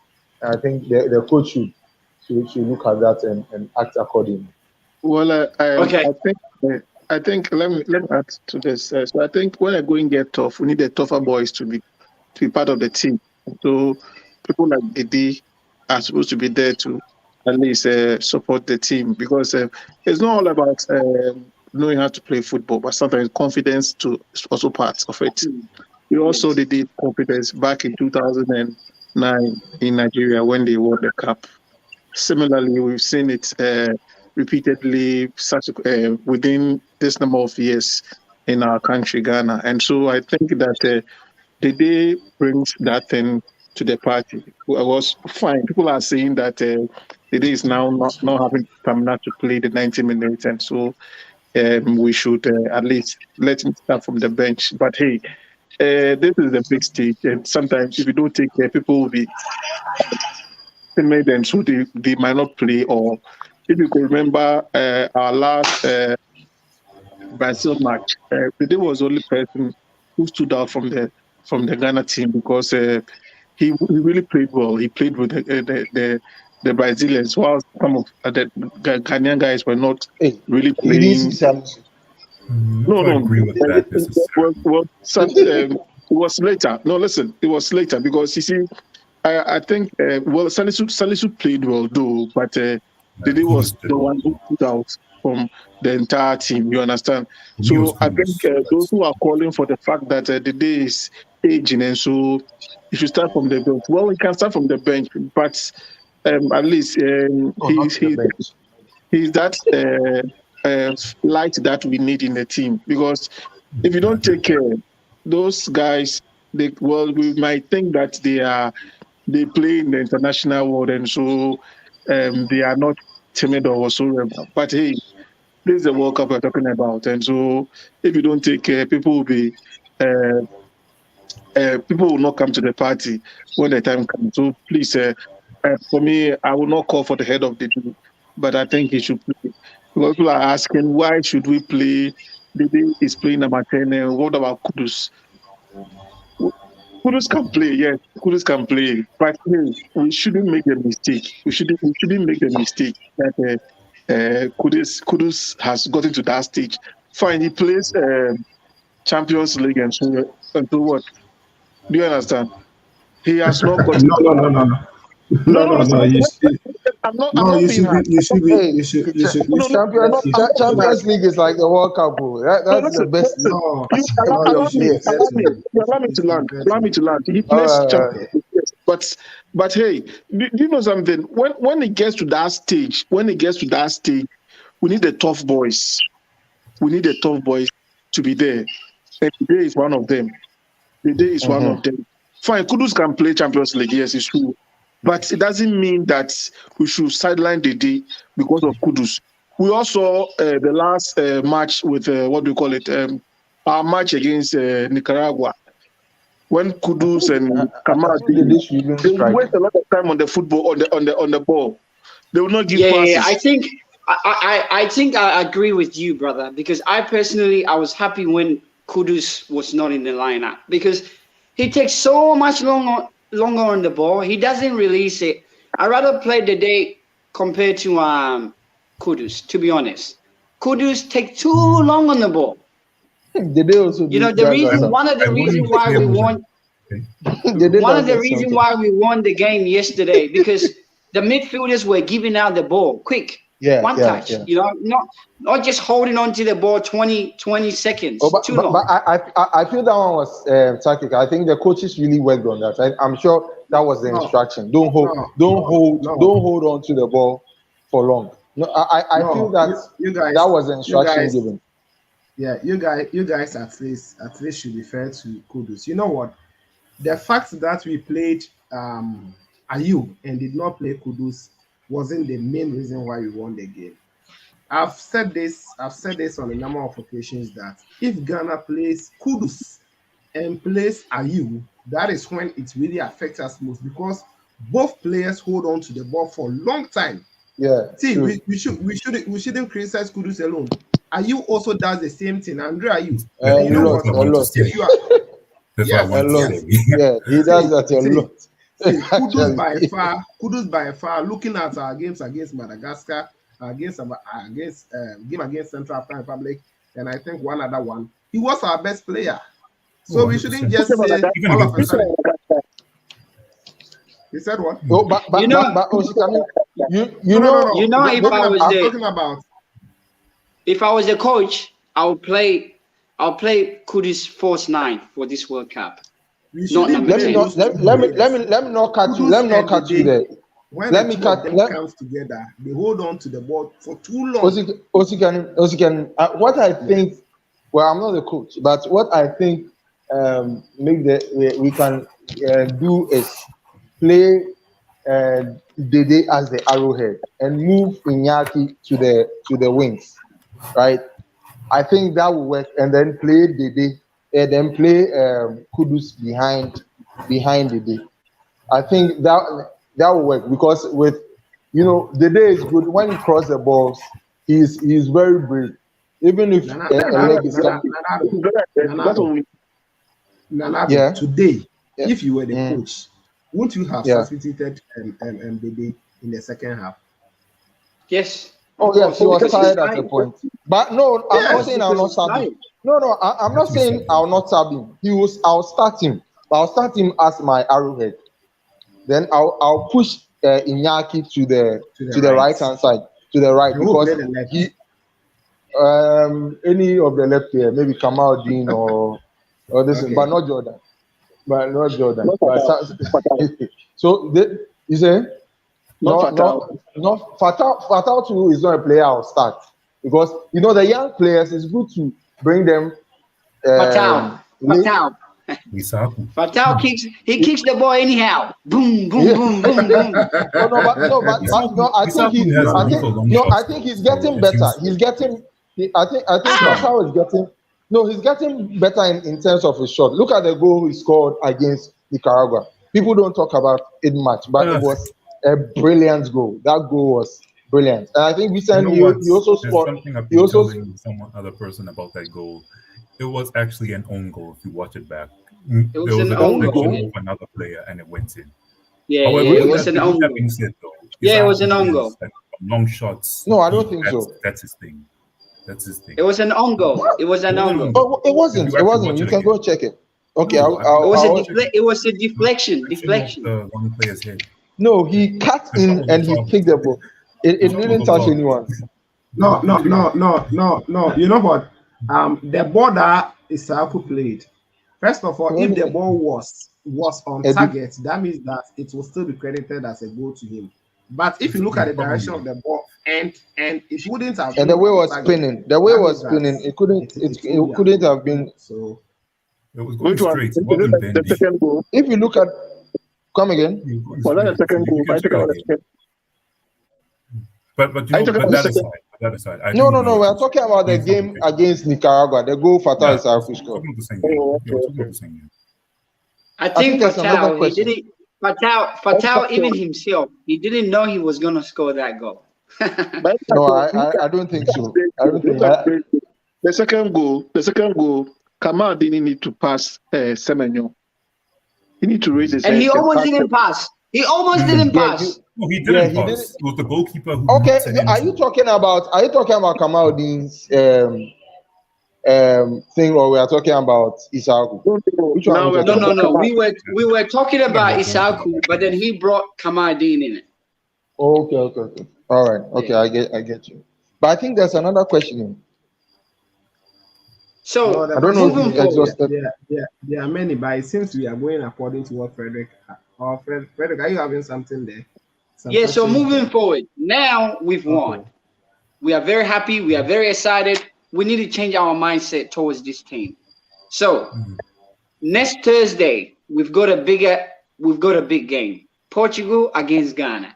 What do you guys think? By the way, they just beat Nigeria 4-0. Portugal. But they did it. No. But anyway, they did it at home, so they had the fans too. Help them do that. So Well, let's it wasn't. I wasn't really impressed with Portugal's game anyway against Nigeria. They were not that good. Okay, they were not that good. But so I don't know what you're about. so let's yeah, say because within 8 minutes they were winning 2-0. Nigeria had a penalty, they missed it. If Nigeria would have equalized on that penalty, it would have been 2-1. They could have come back to the game, but they couldn't. Okay. We are not Nigeria. We are Ghana. So it's totally different ball game. We are better than that Nigerian team. Fred. Yes. Fred, are you with me? So, I mean, Yes, I am. Okay, so I want you to do it this way. Maybe you give each person 5 minutes for talking about the game. Then afterwards, if there's a rebuttal, maybe 2 minutes or 1 minute, then you go by that. No problem. So yeah, so just a little bit about the game, because Osikani might come back again to do a preview match anyway, or before the actual game. So just a little bit. What do you guys think? We've won yesterday. We won 2-0. Very impressive. Very happy. Go Blaster. And especially now Nigeria has lost 4-0. It looks really good on our, it looks good. We look good at the moment. So moving on. Thursday, Ghana against Portugal. What do you guys think? 5 minutes. Starting from Osikani. Okay, Osikani. Hey, Charlie. See, Ghana, we won. We are excited. Everything is going on well. But I think we still have a lot of work to do. If you watch the Portuguese team, they play differently from the Switzerland national team. Switzerland is a team who actually, they have quality, no doubt about their quality that they have, but their style of play, they do not really, open up play, unlike the Portugal. Portugal will open you up. They have quality players who will do that. Talking of the Bernardo Silva, Rafael Leo is even, struggling to get into the first 11, but with the absence of Diogo Jota, maybe he's going to be given the nod. They have Vitinha, they have the Nuno Mendes, they have the Bruno Fernandes. Cristiano Ronaldo decided, to skip this game just to play against the Black Stars of Ghana. So we shouldn't just say that because we've beaten Switzerland, everything is done and dusted. We are going to play against a team who have played themselves for years. Against Fernando Santos, the coach, he has managed this team for, I think, a decade now. He has won, he has seen almost everything with them. He has gone to the World Cup with them before. They have the experience. So this is a country that they will definitely target Ghana as one of the teams to beat them. If you were a Portuguese, all of us, if all of us were Portuguese, and we are talking about our group, we will definitely say that Ghana is the team that we are just going to beat them. Then we will think about Nigeria and Uruguay. So we should know that when we are underdogs going into the game, despite being underdog doesn't mean that we are not going to perform well. I've always been saying that Ghana have never gone to the World Cup as favorite. 2006, when we were drawn against Czech Republic, Italy, and the others, we never expected that we were going to go through that group, but we did it. 2010, we were paired against the likes of the US, Australia. I have forgotten them, but we never expected that. Or like, according to statistics, we were not the best at that time in our group. So we should go into the game as we went into the game today. We should take it game after game. Okay, this is Uruguay national team. How do they play? Where are their loopholes? How can we capitalize and get the best of results that we want from the game? But we shouldn't say that, okay, today we've won against Switzerland, we are just going to win Portugal. Portugal will be the one of the teams in our group to beat, no matter what. For them qualifying from the group stage, they will not see it as anything to them. If they fail in the group stage, they will see it as a huge failure. So we should see them to be very good, despite them, in recent times not really being convincing. Today they won Nigeria 4-0. Scoring 4 goals means that they're a team that scores very well. Ghana is also a team that have been conceding, but today, thank God, we kept a clean sheet. But our goalkeeper did not make saves. In fact, like straight shot saves, he did not make it. It was only corners from Xherdan Shaqiri that I saw him, punching them away and other stuff. We should know that still we have a lot of work to do in our team. Our defense line was once or twice caught, I think, yes. In the beginning, I saw them making some 1 or 2 errors in there. We must work on everything, go into the game as warriors. We should go and fight for the flag, and that is the only way we can sail through. I haven't ever underrated our team, never, because I know this Black Stars of Ghana's team is one of the best that we've had almost 2 decades now. I don't want anyone to tell me that it is not like that, because we have a team in 2010 who went to the quarterfinal. They went to the quarterfinal because there was teamwork in the group. They actually took it game after game. We played it on African soil. We believed in ourselves. Most of our players will see the other players, then they quail. They will feel like they've never played outside before. We've seen it on many occasions. We have the talent, but we don't know how they believe. Football goes beyond talent. If you have the talent alone and you don't add the other things, you are going to fail as a player. Preach it. So I feel going into this game, we should believe in our team. As I was telling you, we have the quality. Look at Kudus, he's playing UEFA Champions League with them. Thomas Partey is playing with them. Mohamed Salisu has been playing the EPL for about 3 seasons now. He's met Ronaldo on number of occasions. He's met Haaland. He's met every striker that plays in the EPL. He has met them. He's met like a lot of defenders in there. Djiku playing in the French one has met Messi, has met Mbappe, has met any striker in the Ben Yedder and the others. Take it to the right back. Tariq Lamptey, he's one of the highly rated right backs in the world. Ali Dusedu. Yes, Ali is also good. You get it. And our out front, we've seen Dedayu. He has played at the highest level of football before, playing in the French League One, coming to the EPL Championship, and now he's in is it Assad? So they've all seen it before. This is not when they are going to see their colleagues and they will quail. 2010, we were not having a lot of players like that. 2006, we were not having a lot of players like that, but they went there with belief. We are Ghana. We are going there to do the needful. If we go in game after game, we can get a good point against Portugal, target the next win against South Korea, because South Korea is also targeting us to win us. We should go and beat them. Then against Uruguay, anything can happen. So I think against Portugal is going to be a tough game, no matter what. But I see Ghana getting some good results. If your score line, I've predicted a drawn game long time. Yes, and I'm looking for a draw. And I don't know what will happen. Maybe we will lose, but if we lose decently, I'm okay. Hey. So, okay. Well, thank you. Thank you very much. Thank you very much for your insight. We are not 1-1 in that game. 1-1 in that game. Ghana Portugal 1-1. Let's write it down. Thank you very much. Thank you very much, Osikani, for your insight and your predictions. Moving on to Supreme.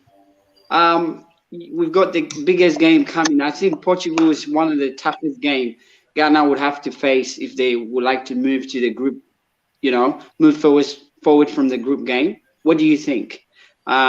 Just 5 minutes of your thoughts and your predictions. Thank you. Okay.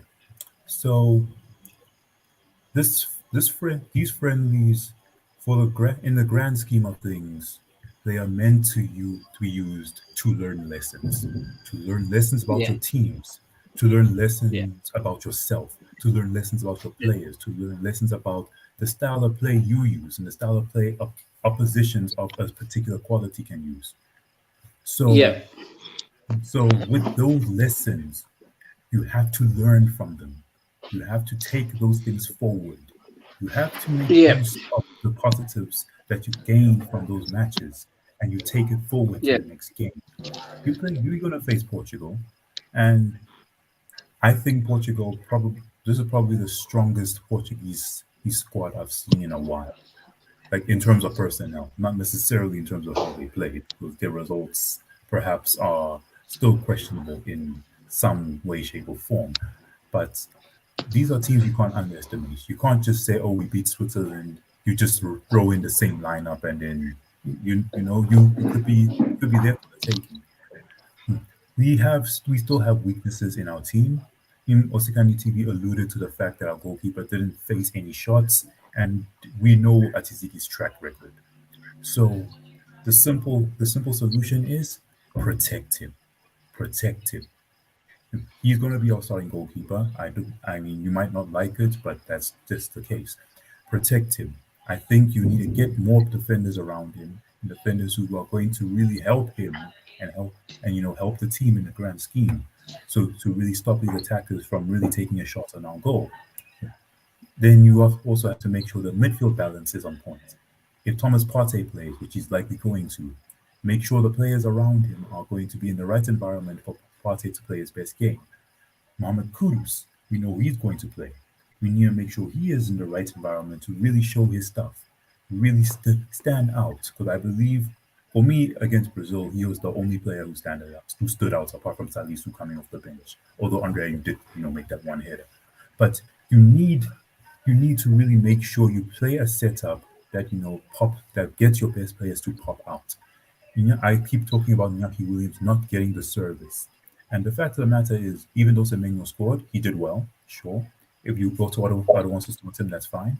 But the fact of the matter is, if Iñaki Williams had players around him who would provide him the service, like Daniel Kufichire, like Kamal Soa, things could have been different for him. Maybe he could have had an even better performance than he did. So Otto Addo needs to make sure he gets those players around him. Someone like Jordan Ayew is not going to give that to him. Some of the other players, perhaps. So Otto Addo needs to make sure he learns from this. So there are these sort of players that we really need to incorporate into our play. The players who really shows that against a tough opponent, when they get the moment, they won't waste it. When they get that opportunity, even if the opportunity comes, because it's unlikely that we're going to have that many opportunities to really score on their goal. You have players on the pitch who are not going to waste opportunity by making the wrong decision in the final third. At the same time, you need to be resolute defensively. We still have, even though we kept a clean sheet, there were a few lapses in the Switzerland game. And I feel like you need to really make sure you work on it on the training pitch. So I need to see how Otto Addo will incorporate some of the starting players who didn't play today, and I need to see how he incorporates them into the current system, into the current setup. And really, I need to see improvements to get even better than before.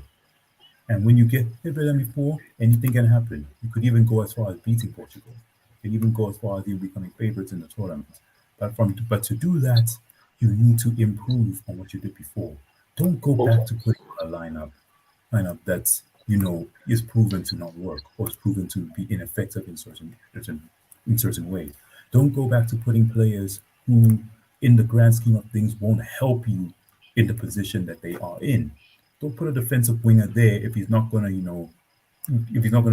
don't put a defensive winger if he, as a winger, is not gonna really give you enough attacking impetus.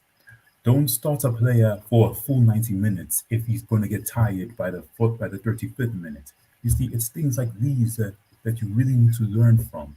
And you really need to make full use of your entire squad and really need to build the right players with the right chemistry.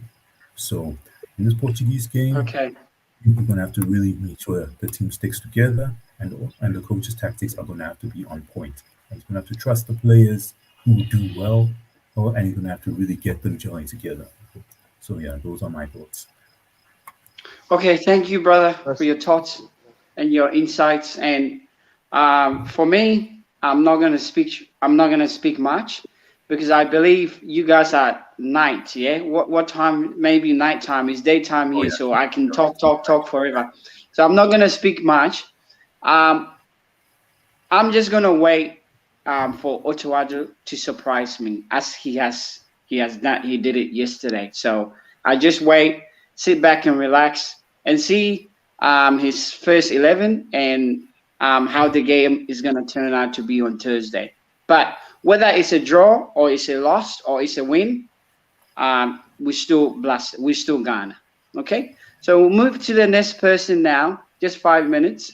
Your insights and your thoughts and what do you think? So since 2006, we've always been the underdog in our group, and at least we've been coming out with flying colors. Let's say it's an exam, but it was just in 2014 when we had a divided home. That is when we messed up in Brazil. So it means that if we believe in ourselves, if we are united, there is no way we are going to lose the match.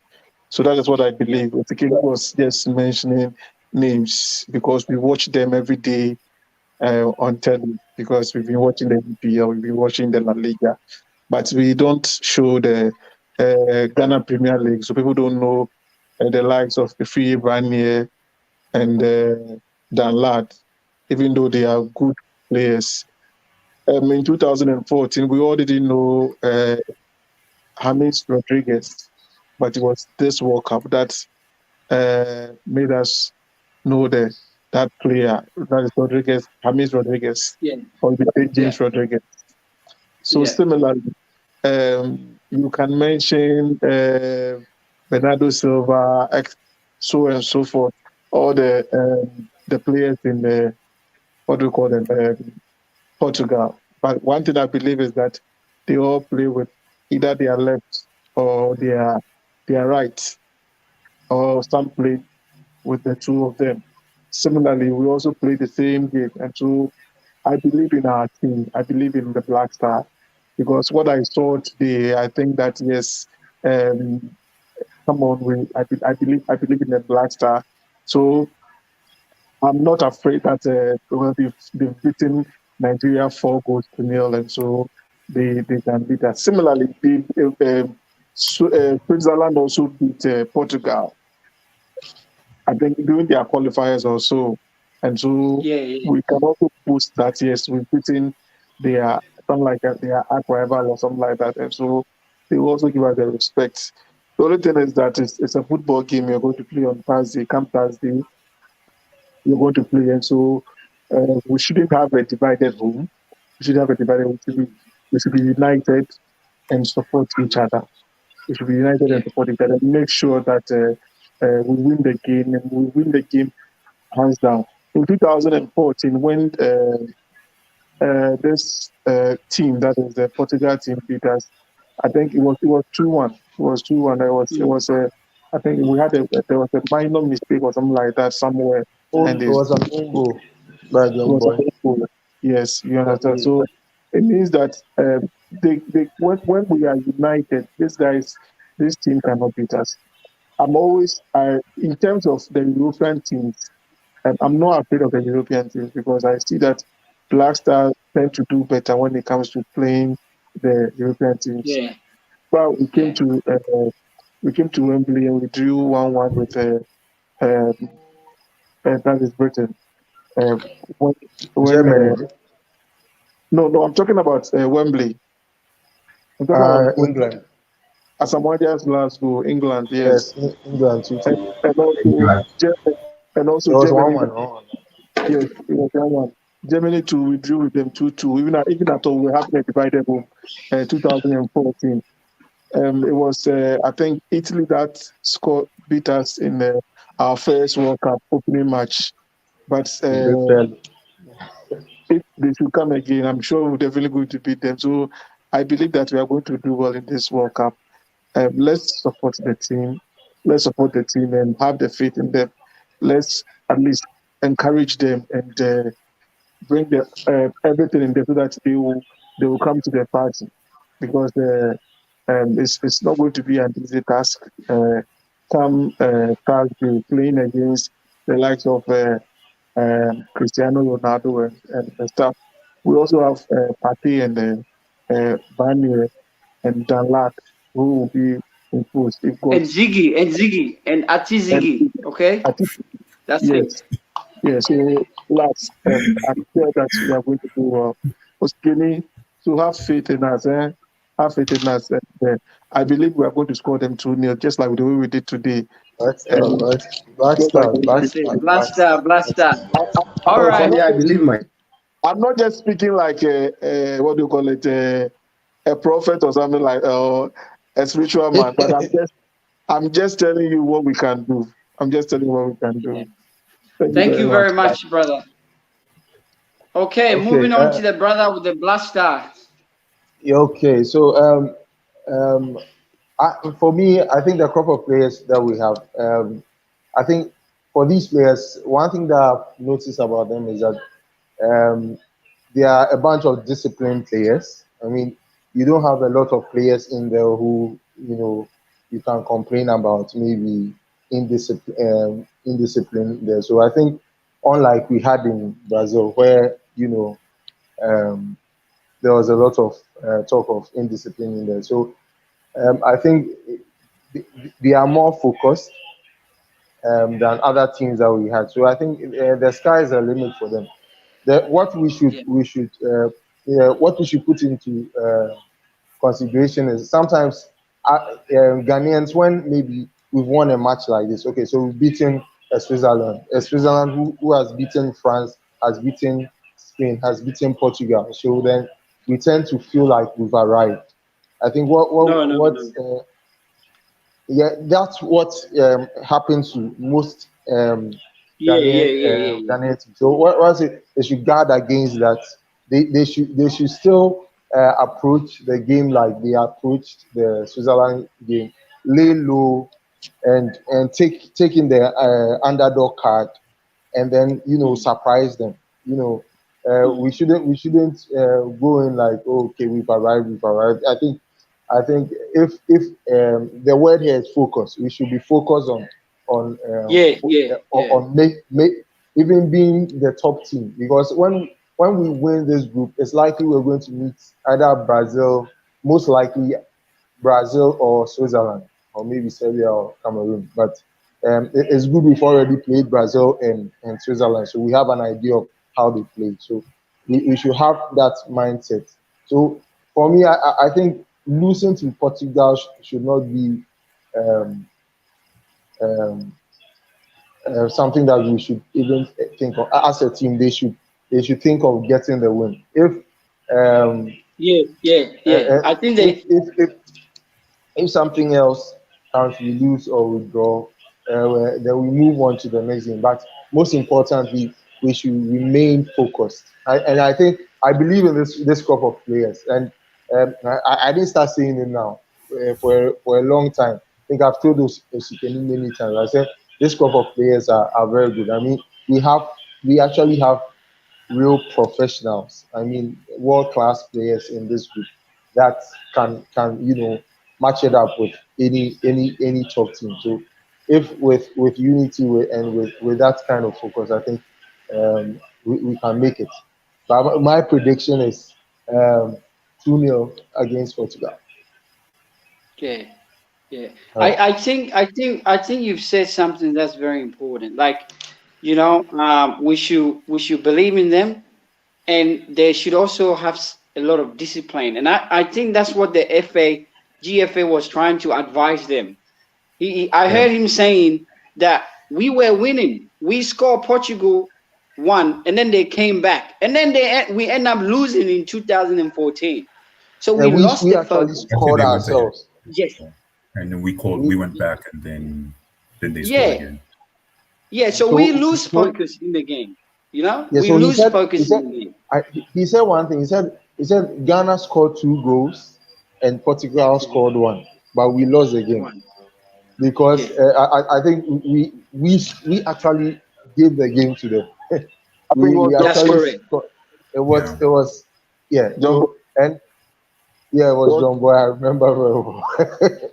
And if we make, or even if you look at a game like the game we played against Germany, I mean, it was there for us to take that game, but we lose focus. We lose focus. Yeah, we lost focus. And I think I was very happy. When we played the Switzerland yesterday, and we were winning. When we scored the first goal, I was thinking to myself, "Oh, I hope these players won't lose focus, because quite often they will lose focus, and the other team will come back and win the game." So I think they're getting better. For some reason, they still maintain the same intensity. They still maintain the same. So I think if they are able to do, approach every game like this, it will be very, very different. It will be totally different ball game. Nigeria, for example, lost the focus within 8 minutes. They were shaking, panicking, and then first goal. After the first goal, they lost the whole They lost everything, and then 4-0. But I think Osikani network is playing around, so we'll just stick around and for him to come and sort of some So Osikani, we've shared our insight, we shared our thoughts. I believe it's late on your side. It's daytime here, so I'll give everything back to you. Thank you very much for letting me be part of your show. I really appreciate that, and thank you very much, every brother here. I believe Osikani has WhatsApp platform. We can all chat. If you guys are happy to chat, there's no problem. But thank you very much for joining us. Have you created that platform? That's a private platform for only the live stream. So when we're about to go live, then we connect ourselves there. All right. So Nanado, I'll add you to that platform. So people, people, I need to get your number, or let me just write my number on the comment or in the comment section, so you can just check it out and you pick it. So guys, I have to really appreciate your time. You have been so supportive. Like nowadays, the way I've been chatting with those outside, it seems I'm also getting that sense too. I said I've been like you guys have been so supportive. Like I don't know, it seems I'm getting that sense more. That means I'm for trouble. No? Osikani, you've done well. You've gone global. You've reached. A lot of people watches you here. So you've done well to yourself, and hopefully you become one of the biggest. So give a pat on your shoulder. It's you guys. It's you guys. Not many people. I mean, not many people has the gut to be able to show their face. I'm pretty sure sometimes you do worry about how you speak, how you talk, because you might be worried. Maybe someone will, hit you at the back. It's normal. It's part of the job. Okay, so guys, I need to appreciate all of you. Supreme, you're always here. Thank you. I've commented my number, so people, please, you can message me on WhatsApp. Then I will add you to the group 0596040738. Yes. So Nanado, you there? We have been talking almost every day. Yes. So guys, thank you very much. I think we have to organize another session before Ghana versus Portugal, so that we are going to look deeply into the game and everything. So we will speak back door. I appreciate all of you. Have a good night if you're about to sleep. Have a good morning, Frederick. I hope you have a nice day as well. So all right. Thank you all for joining. Cheers. Bye-bye. Okay, thank you. Bye-bye. Thanks for having us. So welcome. I'm Adepa. I've seen you. Kevin, Nelson, Rosin, you also joined us. I need to give you guys shout out. My network was worrying a little, so I need to do this. Kevin, Nelson, you are also here. Thank you. Should I? Okay, he's gone. Victor is also here. Victor, thank you. Tender Road is here. Thank you, Tender Road. I've seen you. Guys, if you join us and you do not comment, you may not know that you joined us. Okay, so Tender Road, thank you for joining us. Sports News, Ghana Black Stars, Qatar 2022 World Cup. Wow, your name actually specifies everything. Thank you for joining us. I've seen your comments. Kevin, okay, I think I've mentioned already. I'm giving shout out to all the commenters. So guys, you need to leave your comments if you didn't. Sam 10, thank you for joining us. Yusuf Alasan, thank you. Regina Afo, I've seen you already. Regina, you're always here. I appreciate you a lot. Ekon Anagri, thank you for joining us. This XXXXX people, let me block them. Okay, they wanna do some spamming here. Block user. Okay. Then I have page one again. These people again, as I went off, they were just commenting. They are just spamming my routing. Let me go up a little. Okay, Regina, for I've mentioned already. Walkie Aziz, thank you for being here. Walkie Aziz, I've seen you. Bom Megbe, I am Duxa. Okay, thank you. I appreciate you for joining us. Akbelo Maunari House here. Then Abena Impact. Thank you for joining us, Abena Impact. I've seen you. Then which one again? Which one again? Luis Ewa. Thank you for joining us, Luis Ewa. I appreciate you a lot. I think all these are those who have commented. Okay, so guys, I appreciate every one of you for joining me. Okay, Joshua Lamte has also commented. Keep the good work, champ. Thank you. We will do that. Capture boss. He also says interesting. Okay. Adepa. Okay, sometimes was replying to Adepa. Okay. Adepama.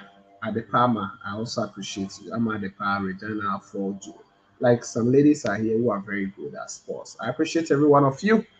I wish you a very, very good night if you are in Ghana or you're about to sleep. If you're also going for work, the best of the day. Thank you for joining us, and we'll meet to talk more about the Black Stars of Ghana and sports. May Ghana Black Stars excel in this World Cup. May we be a nation to beat in this particular World Cup. This was Skani TV, and of course, we shall meet later.